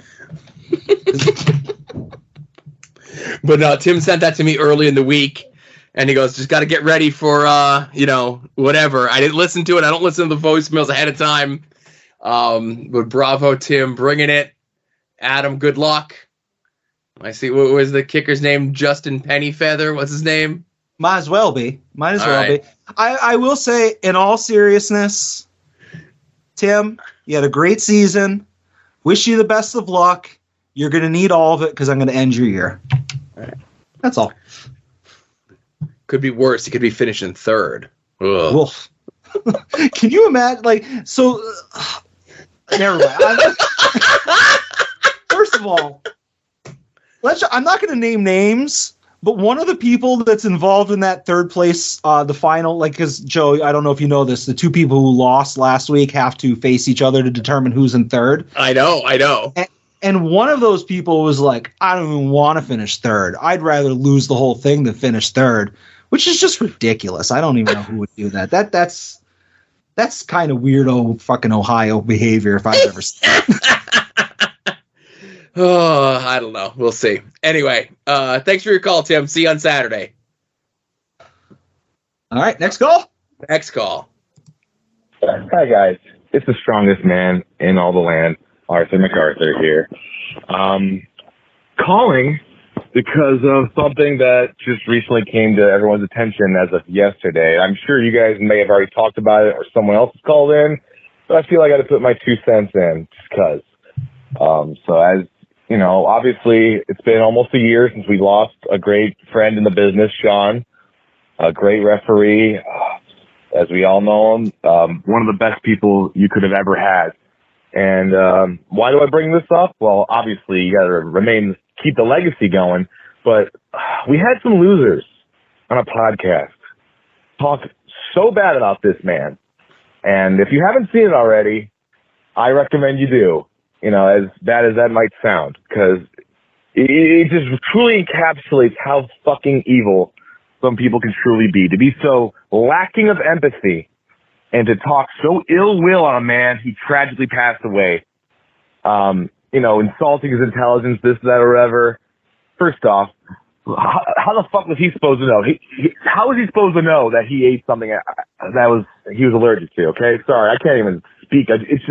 It blows my mind how someone could be so fucking evil and talk like this. And the worst part about it, and look, I'm not involved in the drama and all these people, but to have someone in there, someone known as Larry Legend, you know, claim to be his friend, claim to be supportive, and to watch that man drag this man's name in the mud and to sit there with his tail behind his legs and smirking. That is just some truly buffoonish behavior, and I don't know, man. Like, you think people have each other's backs in this business, but it turns out no one cares in the grand scheme of things. I gotta say to this shitty-ass podcast, I hope you get shut the fuck down. No one listens to you, and I hope everyone drags your name through the water. And this guy who said the things he did is supposedly a worker. I would never, ever suggest anyone ever take liberties on someone in the match. But if you accidentally slipped up, maybe threw a strike just a little bit too hard, maybe, you know, mistimed something, you know what? I wouldn't be mad. I'll leave it at that. I hope you guys are great, and I appreciate you guys being one of the better podcasts out there. I'm sorry we had to talk about wrestling. I know, Adam, you want to avoid wrestling, but this topic just could not be avoided. Hope you guys have a great weekend. And if you haven't already, make sure you guys get your tickets and stream the upcoming AIW event. It's going to be a wonderful show. Take care, guys. So, Adam, I'm going to guess you have no idea what Artie's talking about, right?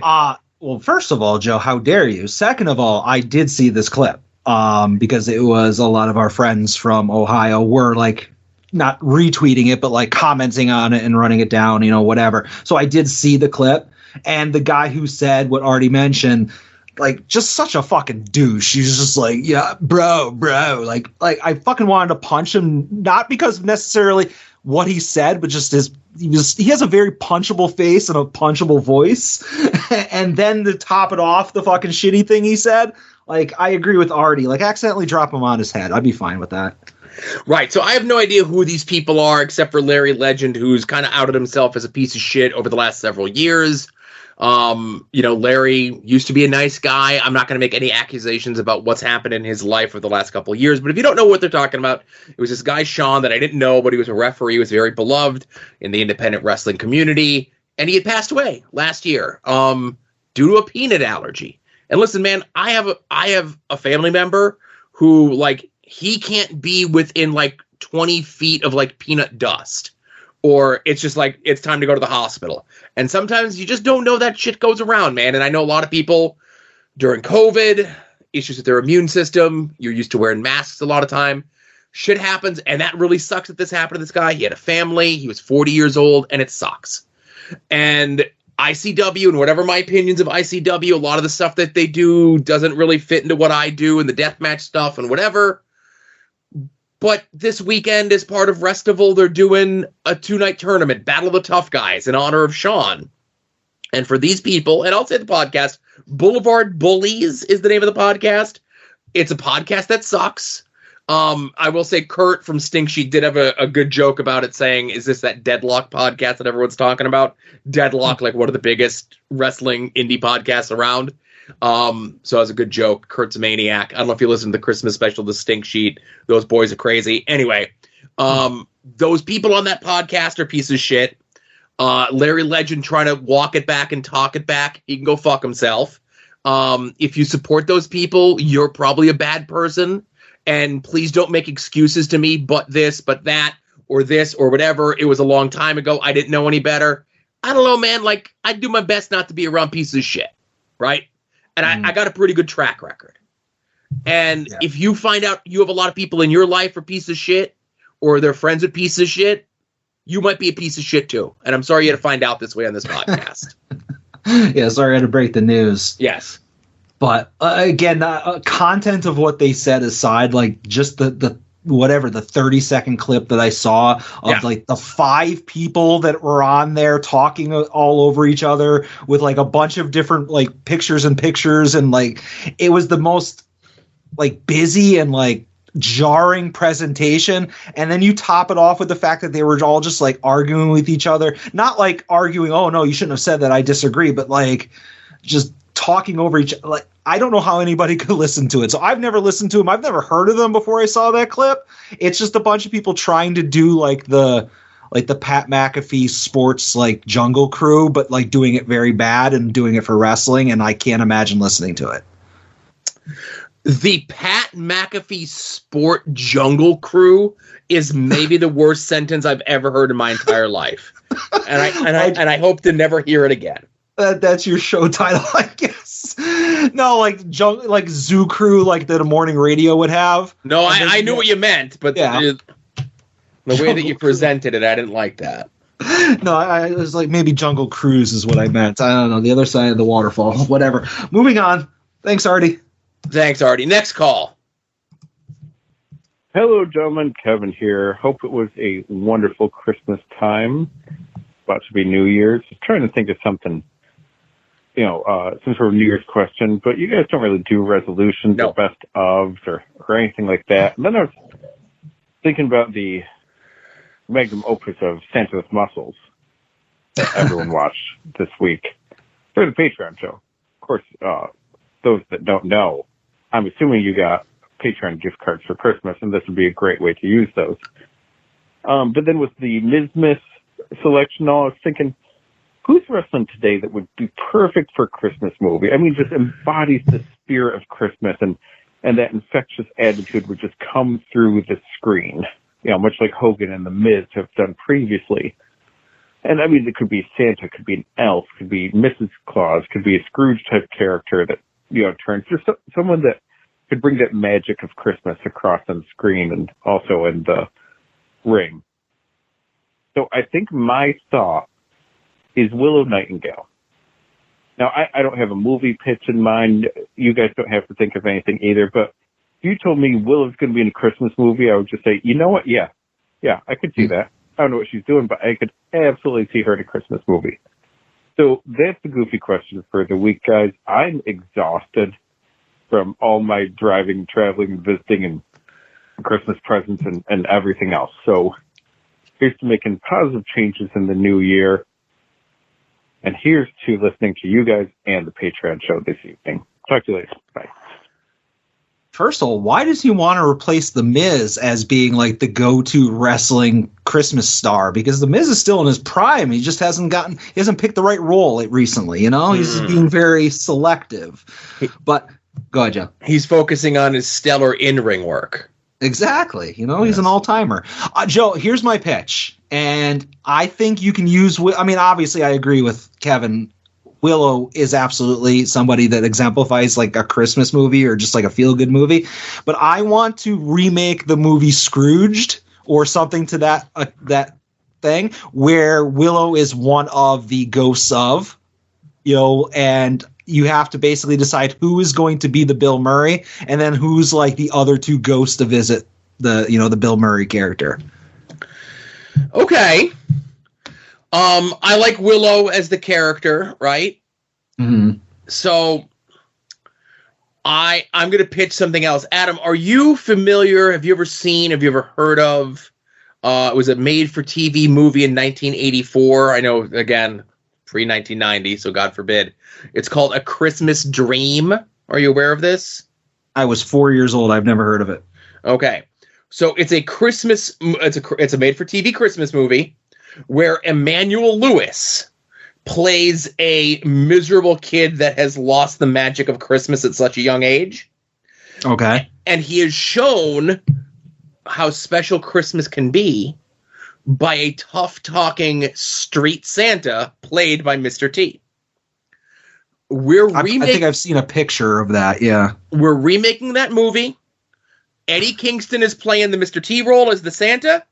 Stokely Hathaway is playing the Emmanuel Lewis role.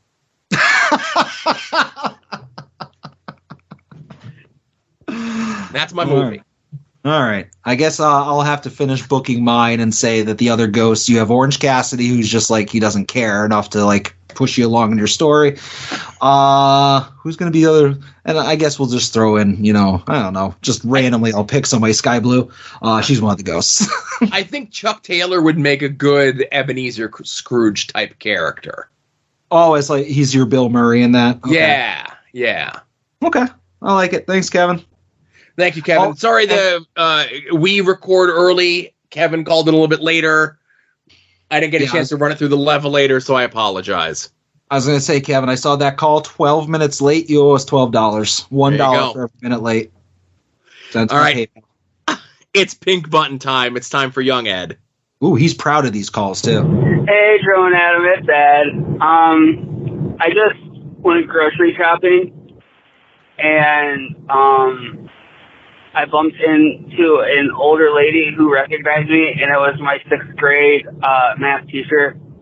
And she reminded me that I used to draw pictures of Mick Foley a lot, which is weird. I don't even draw. I'm not like an artistic person. I don't.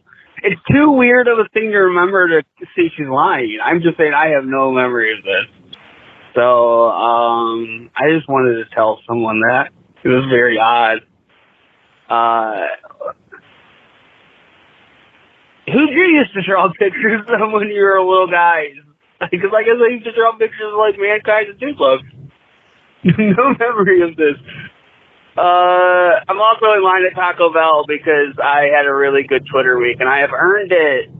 Okay, bye. I don't know. Who'd you draw, Joe? I used to draw a lot of wrestling stuff. Of course. You know, this would have been like 89, 90. I would get like tablets that were getting thrown out, and I would just draw like I'm gonna draw the entire card for WrestleMania 5, and like here's all the characters, my shitty art style. And then as like comics became more into my life, I would like try to ape the art of the image or the good image artists, not the Rob. And obviously I wasn't tracing, but I was trying to like get the line work and like not realizing that you actually have to be like kind of go to art school and like train to draw that sort of stuff.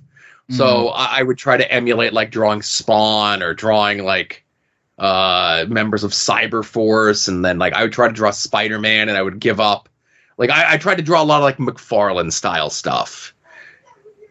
This is later than what I thought the initial question was for Ed, but I'll go back a little bit further in a second. I used to I would have the comic book posters on the wall, whether it be an Azrael poster or Superman or a Batman or whatever. And if it was up on the wall, and like you said, without tracing, I'd leave the poster on the wall and I'd try to draw that same picture. Yeah. And I'd say that I wish I might still have them somewhere. I feel like I was good enough where it would look like 95% match. I'd say to be a little bit conservative. They were to the point where if you looked at what I drew, you would say, well, that's absolutely traced. But it might take me hours and hours and hours to do a basic drawing because I was doing it so slow to match every single thing on it. So to the point where I thought I was a better artist than I was because I was just kind of copying it, and it really overblew my what's the right word for this? I thought I was much better than I was when I realized, okay, now draw something without having the reference next to it, and I couldn't do it. But the way I took Ed's question was what did you do on notebooks in school, when you were doodling? I was big at drawing big battles of not necessarily G.I. Joe, but G.I. Joe style. I draw tanks, and it would be multiple levels, and there'd be planes in the air, and there'd be the water over on the side, and boats and submarines, and they were all just stick figures. But it was because of the fact that there was probably 20,000 fighters on the 8.5 by 11 piece of paper by the time I was done. It made up for it in quantity over quality. Gotcha. I'm more taken aback by someone was able to recognize Ed. Well, I mean, didn't he say it was his 6th grade teacher? So that was only 4 years ago. Ed posted a picture of himself in the Discord in the Fig Daddy Cool group of him getting a Vac Lord as a child. And I knew that was Ed because Ed told me it was Ed, but I have a feeling that Ed today does not look the same as though he did when he was in 6th grade. And that's kind of like me when people recognize me that haven't seen me in 25, 30 years and they're able to recognize me. And I'm at least double the size, bordering on triple the size that I was. I have a giant beard. And in my mind's eye, I haven't been that person in, almost 30 years. But somehow you were able to that person that I knew when he was 18 and I'm seeing him now at 46. I recognize that person, and it's always so weird to me. Yeah, I'm just now looking at that picture. I don't think I caught it the first time around. Look at it. He's so adorable. Yeah. I just want to tussle his hair, All right, Ed does call one more. Oh, and he did have a good Twitter week. I'd be remiss not to mention that. I saw no misses from young Ed this week. Next call from Ed. Mm-hmm. Oh my God, one last thing. I had a thought this week, and I wrote it in my notes, and I just saw it, and it reminded me, hey, this is specifically just this is an Adam thing. So you can comment too, but I know Adam pays close attention to this stuff, so I wanted to bring it up to him. Skye Blue's new black gear makes her look 3 foot fucking tall. She looks so much shorter in that one-piece bodysuit. She looks like a little tiny midget person. It makes her proportions look so fucking weird. She looks so weird. I hate looking at her. Oh my God. Hey. What did they do to her? What did they do to her with that gear? It's so bad. It's so bad. Oh my God. She needs to quit it. She needs to not wear that anymore. It's so off-putting. It's so weird. She can't wear a one-piece bodysuit. Some people just can't pull stuff off, and that's it, man. That just looked bad. It looked really bad. Sure, Adam's disagreeing because her entire ass was out, so he's a fan of it, but I'm just telling you, she was really, really fucking odd in it. They didn't have time to, fit it properly. I don't know what the deal was, but that was really rough. Okay, bye. You just mentioned Ed's misses and not having any. There's one for you. I don't know, Ed. Poor Ed.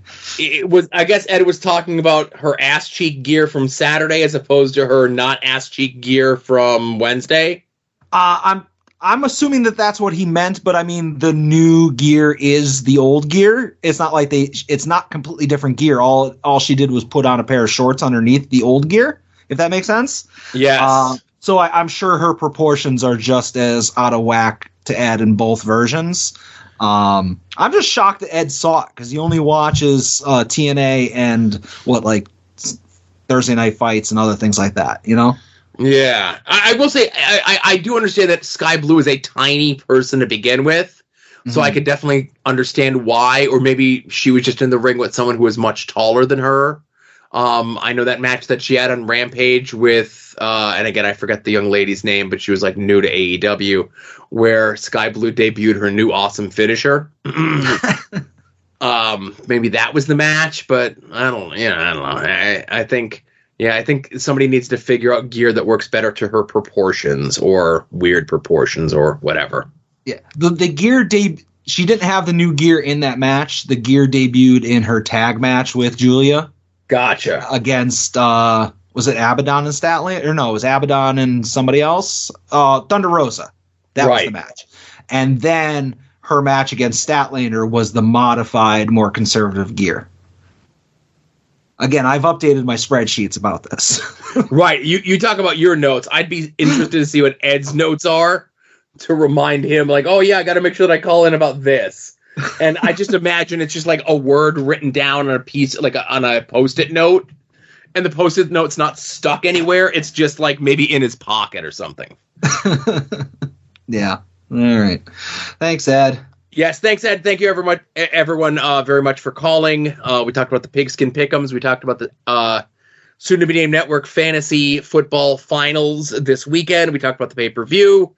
But this Friday, LVAC returns to National Sokol in beautiful downtown Bethlehem. Jammed up card.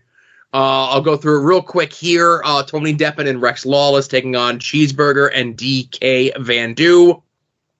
Little Mean Kathleen and Clara Sierras taking on Shannon Levangie and Harleen Lopez. The Batiri, King Crab, and Murloc are taking on the Lost Boys and Catchpoint.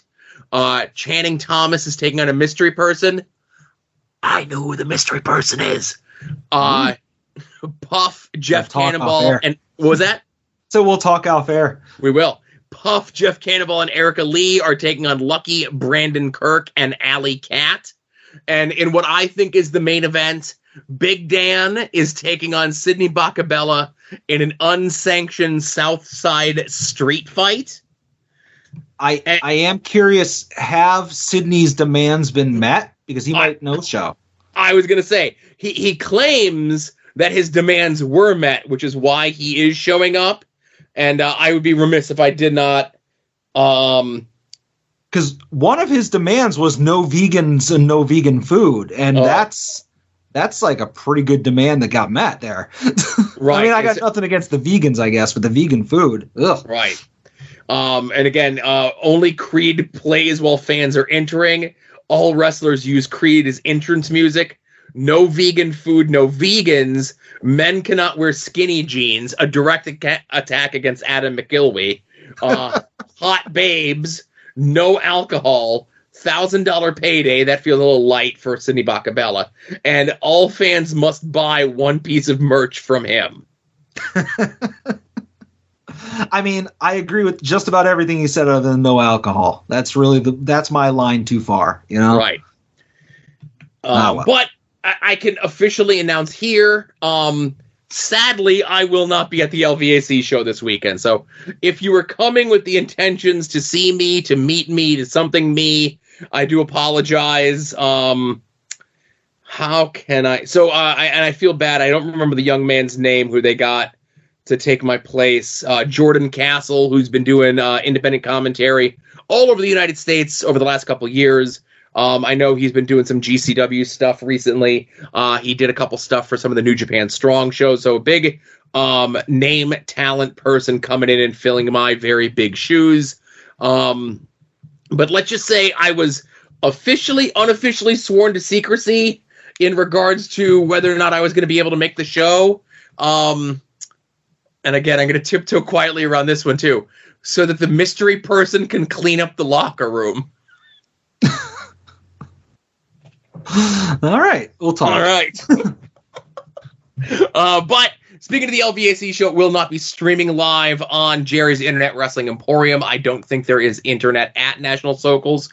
There's a chance that it will end up on there eventually, just like many other LVAC shows. And of course, if you've never checked out Jerry's Internet Wrestling Emporium, be sure to do so. Use the promo code @odds if you're a new subscriber. You're going to let Jerry know that you came to him from us, and we'll get a little bit of a kickback if you keep your subscription going there. Of course, we mentioned before the Patreon. You know, we didn't do the thing at the beginning of the show because it's been so long since I recorded it.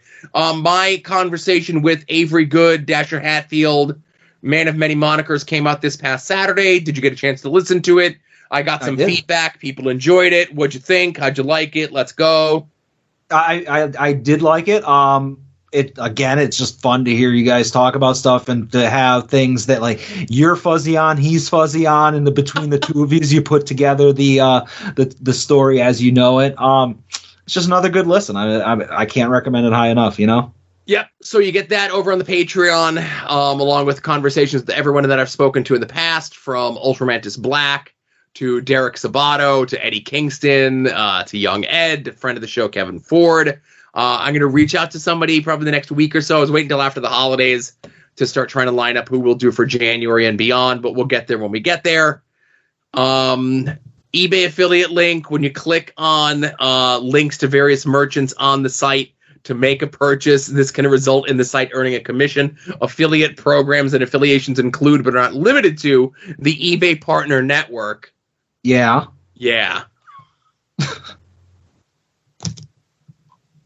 I'm just waiting on you. Is there TeePublic sales going on? Oh, no TeePublic sale going on. The last sale was Tuesday. When we find out what the 2024 sales are, we'll let you know. All right, fair enough. But you know what? I will let you know, Joe, that these podcasts, you should listen to them. Longbox Heroes After Dark. No lucky people on those podcasts. We Need Wrestling. Nobody that got by on luck on that podcast. Porch Talk. Nope. Checks out Viewer's Choice. We'll get back to you on that. Indie Wrestling Guide. Everybody gets by on their merit there. Wings on Wings. Bunch of stand-up dudes. Hiya, Bussy. And Final Wrestling Place, which is a podcast comprised of one really good dude and another dude who's really good but is super lucky and is going to get his ass beat in fantasy football this week unless he fills himself up with a supplement that might be recommended. I need anabolic steroids from this doctor right now. Anabolic steroids is a logical next step. Steroids are awesome. I don't care what anybody says. That was all really shitty, those plugs there, and it wasn't funny, but I thought it would be at the beginning. But, Joe, best part of the show, let's do it.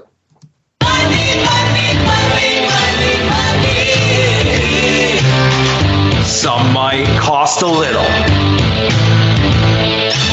Some might cost a lot. But I'm the $100 Vansky. And your figures will be bought.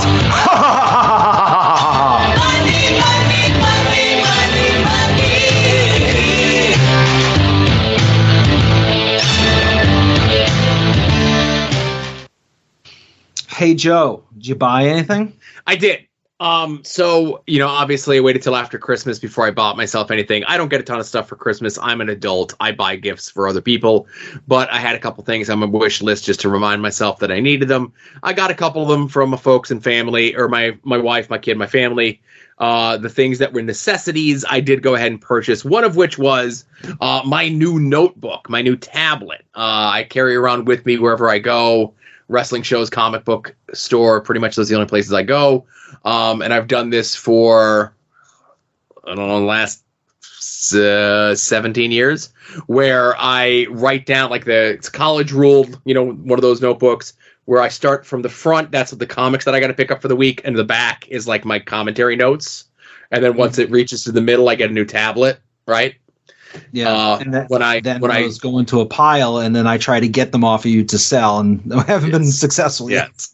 So it was, you know, the tablet that I had like 3 pages left in it. I'm like, beginning of a new year, I'll do that. But the best part about it is that when I get that new tablet, I decorate it with stickers. No. I love stickers. So I didn't send pictures of them to you. I'm always very proud of this because I'm an adult man who likes to decorate things with stickers. So here's the front of it. Right. Okay. Yeah. And then there's the back of it.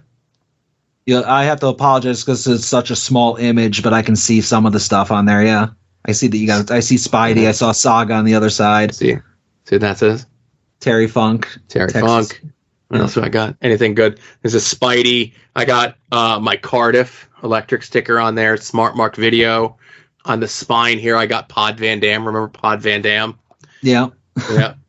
Good. Pokemon, LVAC here on the spine as well. Are these stickers that you just had on deck, or did you peel them off of something else? And how do you have? As a grown man, how do you have that many extra stickers laying around waiting to get put on a tablet? I have way more. I love stickers. I have a giant manila envelope in my desk drawer that's just full of stickers. Gotcha. All right. I have a Pod Van Dam sticker, but it's not the back of it's not peeled. It's just magnetized to the side of my fridge because stickers, you use them once and they're done. They're not like their superior cousin pins where you can just put them on multiple things. Pins are terrible. And I bought a new printer for the house, for the computer. Printer we had died recently. And, we don't print out a ton of stuff, but it's one of those things where it's like, oh, the printer died, and we have 6 things that we need to print out, right? Yeah. So they were on sale at Walmart. We were at Walmart the other day. My wife and my kid got they upped their prescription on their glasses, and we were just walking around waiting for shit to get done. And they had nice HP, whatever, come with the first thing of ink free. It was still Christmassy sales lingering around for $40. So I'm like, I need a new printer. So I bought a printer. Okay. I didn't buy myself anything fun this week. As you mentioned, Christmas was Christmas, and I did get a couple interesting things. I will just say last year for Christmas, I asked Santa for this one book that was the complete photographic history of 80s Transformers. Oh, yeah, I've seen those. Yeah, and it was here's all the Transformers that came out in 84, and then sorted by Autobots, Decepticons. Here's 85, and they'll be here's a picture of them in the box, and here's a picture of them out of the box transformed. So it was a great thing to just flip through, as well as if I have a random Transformer, I want to figure out what its name was if I don't remember. But the same the same author had 2 other books. And I asked Santa for those, and one of them is the guide to Japanese and international Transformers. Oh. So it's the original Takara versions, or the versions when they were all separate robot lines. Here's because that story, how that early Transformers was just a mishmash of different scales because it was different robot figures from around Japan. Yes. So that's one of the books, and the other one is basically the same thing, but just Transformers collectibles. So it's everything from here's the light bright Transformer stuff, and here's Transformers socks and video cassettes and lunch boxes, and it's a complete complete photographic history of all that stuff. So again, it's just something cool to flip through or use as a reference, or be oh man, I didn't know that existed, or I had that type of stuff, I did not to interrupt you. I've seen the G.I. Joe one. They have them for the big popular toy lines. The G.I. Joe, Master of the Universe, that sort of thing. But as you mentioned, the Transformers one, because American Transformers was 2 or 3 or even 4 once it got to a point of different Japanese transforming robot toy lines kind of all folded into each other. Yeah, and that's the nice thing about the one that I sent you a picture just so you can see the covers. But the Japanese one, it's when you see them in their original form, and obviously the paint's not even the same. Optimus might have been purple instead of red, and it's just they changed it all for the U.S. audience. So it was pretty interesting to flip through that. So I like those. I do have the He-Man one that you mentioned. I got that last year as well. Maybe not for Christmas, but at some point. Funnily enough, the G.I. Joe one, there isn't one that's in print that is of the quality of these. I think like similar ones that I saw somebody recommend in the toy group. Somebody's like, oh, you need to get this one because I asked about it, and like used copies are like $200 because for whatever reason they went out of print. So I got to wait on a G.I. Joe, but I'd love to have one eventually, you know? Right. But yeah, I got those for Christmas. I got some other stuff. I won't bore anybody on that. I will say that I had a terrible time buying the only thing that I tried to buy this week, which was like dress clothes, because I had a job interview. I'm not going to go into detail on that, but I realized I don't have any, like I only have sneakers. I don't have dress shoes anymore, and I don't have like dress pants because the only ones that I have were from like 100 pounds ago. So I needed something that fit. So I'm like, oh, no big deal. The job interview's tomorrow. I'll just go and get shoes and get pants today. No big deal. I have nothing else to do. It could be my project for the day. I had to go to 4 stores before I found shoes that would fit. As I mentioned in the Discord, I wear 15 sneakers. I did find finally a store that had some 14 wides that worked. But the other thing is I was like, okay, what size pants do I need? And I looked at my jeans, and my jeans are whatever size. And I'm like, oh, they're a little snug now. They fit a little bit better a couple months ago, but you know, they're snug, but they fit. So I'll just get dress pants that are the same size. And I did. I went to Walmart and I just bought like $18 pants because, you know, whatever. And I got them home and then I tried them on. Why didn't I try them on there? It's fucking Walmart. I'm going to take them home, and they don't even come close to fitting. Like, we're not even like within 4 inches of buckling them.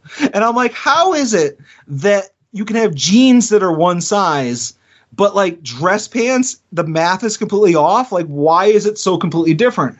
So I'm like, God damn it, I have to go back to Walmart, return these and get a bigger size. So I'm like, how much bigger do I need to go? So I'm like, I'll wear a belt. I got like 4 inches bigger. And as I'm starting to walk away, I'm like, should I try them on? There's a fitting room right over here. Yes. I'm like, nah, we'll roll the dice. Oh my God.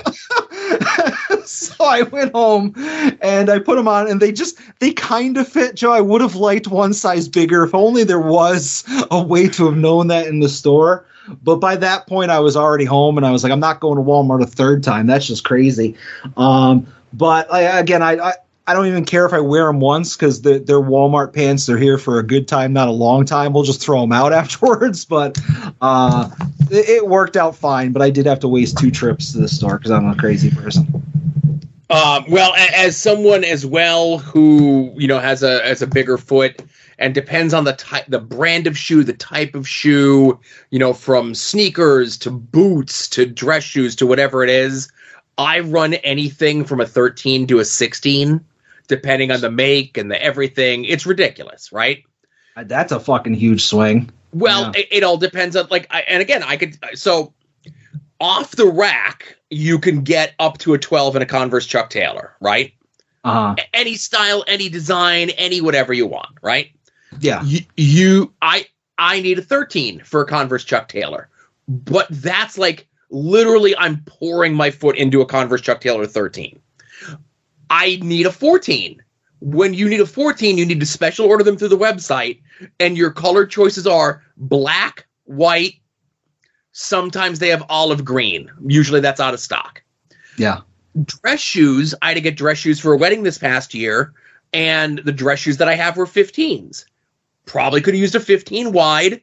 I was very uncomfortable. I just wore a thinner sock. We were good to go.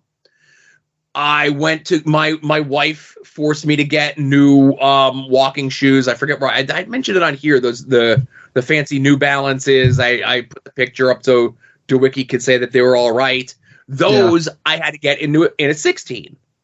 I probably could have gotten away with a 15 wide, but I felt my left toe kind of like the toe on my left foot a little cramped on the 15 wide. We went to the 16 and everything was fine. It all depends on the make and the manufacturer and the type and the material. There's so much to it. Same thing goes with the pants. How'd you find a 16? Like, did you go into a store and they actually had 16s someplace? I went to my wife works at a shoe place. She has for the last 2 years. Okay, that's her business. Yeah, they keep irregular sizes in for irregular people. I might have to go visit her next time I need shoes. But yeah, if I knew you needed a whole thing, I could have told you to go there in the first place. But yeah, no, I have ties for days, and I had like button-up shirts that fit fine. I just needed pants and shoes. So I'm saying you could have went to the job interview in a Zelda Triforce hat and a hoodie, and you would have been fine. Yeah, well, I am very qualified, you know. So, I in much demand, but that's all I have. Like I said, I didn't really buy anything for myself. We are in the year of financial responsibility. I wanted to, make sure we end it that way. Although, Joe, tomorrow, yes, we got to buy that Eddie Kingston fig. That's right. No, you know what? I'm not going to tell anyone when it's going on because I want less people in there trying to get it. Yeah, Joe, come on. Let everybody know that at 4 p.m. tomorrow, Eastern time, the Eddie Kingston figure goes on sale. All right. Yeah, 4 p.m. Just be there bright and early. Maybe come on at like 3:50 p.m. Yeah, get yourself a nice cup of coffee, get your browser up to date. Yeah. But yeah, so the one of 3,000 Eddie Kingston goes on sale tomorrow, a little earlier than I thought. I had predicted. I think some people were asking when I thought, or no, they weren't asking me. Nobody asked me, but I knew. I said it would be the week of the AEW World's End, but they usually come out like a couple days after the pay-per-view. So it was surprising that it was the day before. So right, I know when they did the Jamie Hayter one, it was the same day as All In.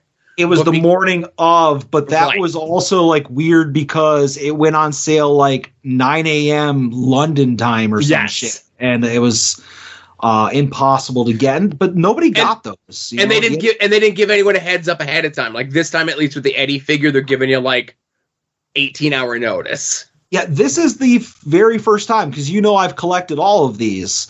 Right. This is the first time that there's been any advance notice of the figure going on sale. Like, we've always seen them because they generally are sold at the pay-per-view, like, signed. Right. And, like, then I'll be like, okay, I know this exists, and I'll keep my eye out in the next couple of days. But this is the first time that we know an on-sale date and time, which, again, December 29th, 4 p.m., for anybody listening to this. 4 p.m. Eastern. Eastern, yes. That's when they go on sale. I'm hoping that it's been a long time since I've tried to order two. We talked about this before. I want to. Yeah. So we'll see what happens, And that was the other thing, because I know a bunch of us are going to want it. Obviously we always try to see what we could do to help brothers out, try to combine on shipping, but I definitely feel as though you had said the last couple times that they did this, it was like one per cart only or one per order only. Yeah, that was definitely the way it was in the early days of these figures, because I used to buy an extra to flip them. So I used to have to go to like a different credit card and like ship them to like a different address. Mm-hmm. But then once they started to not be flippable, I stopped checking. So it has been a long time since I've checked to see. But also keep in mind, this is Pro Wrestling Tees. If they charge you $7 to ship one, they're probably going to charge you $13.75 to ship two. Get to that 25-cent savings. So even if there was like a deal where it was like, oh, they don't have a limit, you're not really saving money by going in with the rest of the crew. Right. But yeah, I need that. For those who don't know, we're just blabbering on. It's the Eddie Kingston holding the gas can, all bloody. 4:00 Eastern time tomorrow. Right. Yep. All right. That's all I got. All right. I got to go to bed. I got to edit. I got to record Santa with Muscles, and get that Eddie Kingston figure tomorrow at 4 Eastern. Yep. Bright and early. Yep. All right, everybody. Thank you very much for listening. This was episode 273 of At Odds with Wrestling. For Adam, this is Joe saying be safe out there and enjoy some wrestling.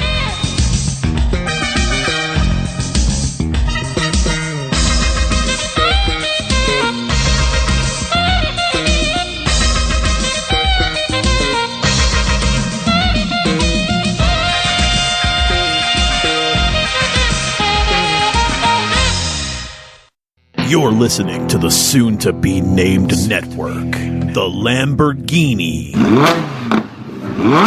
of podcast networks.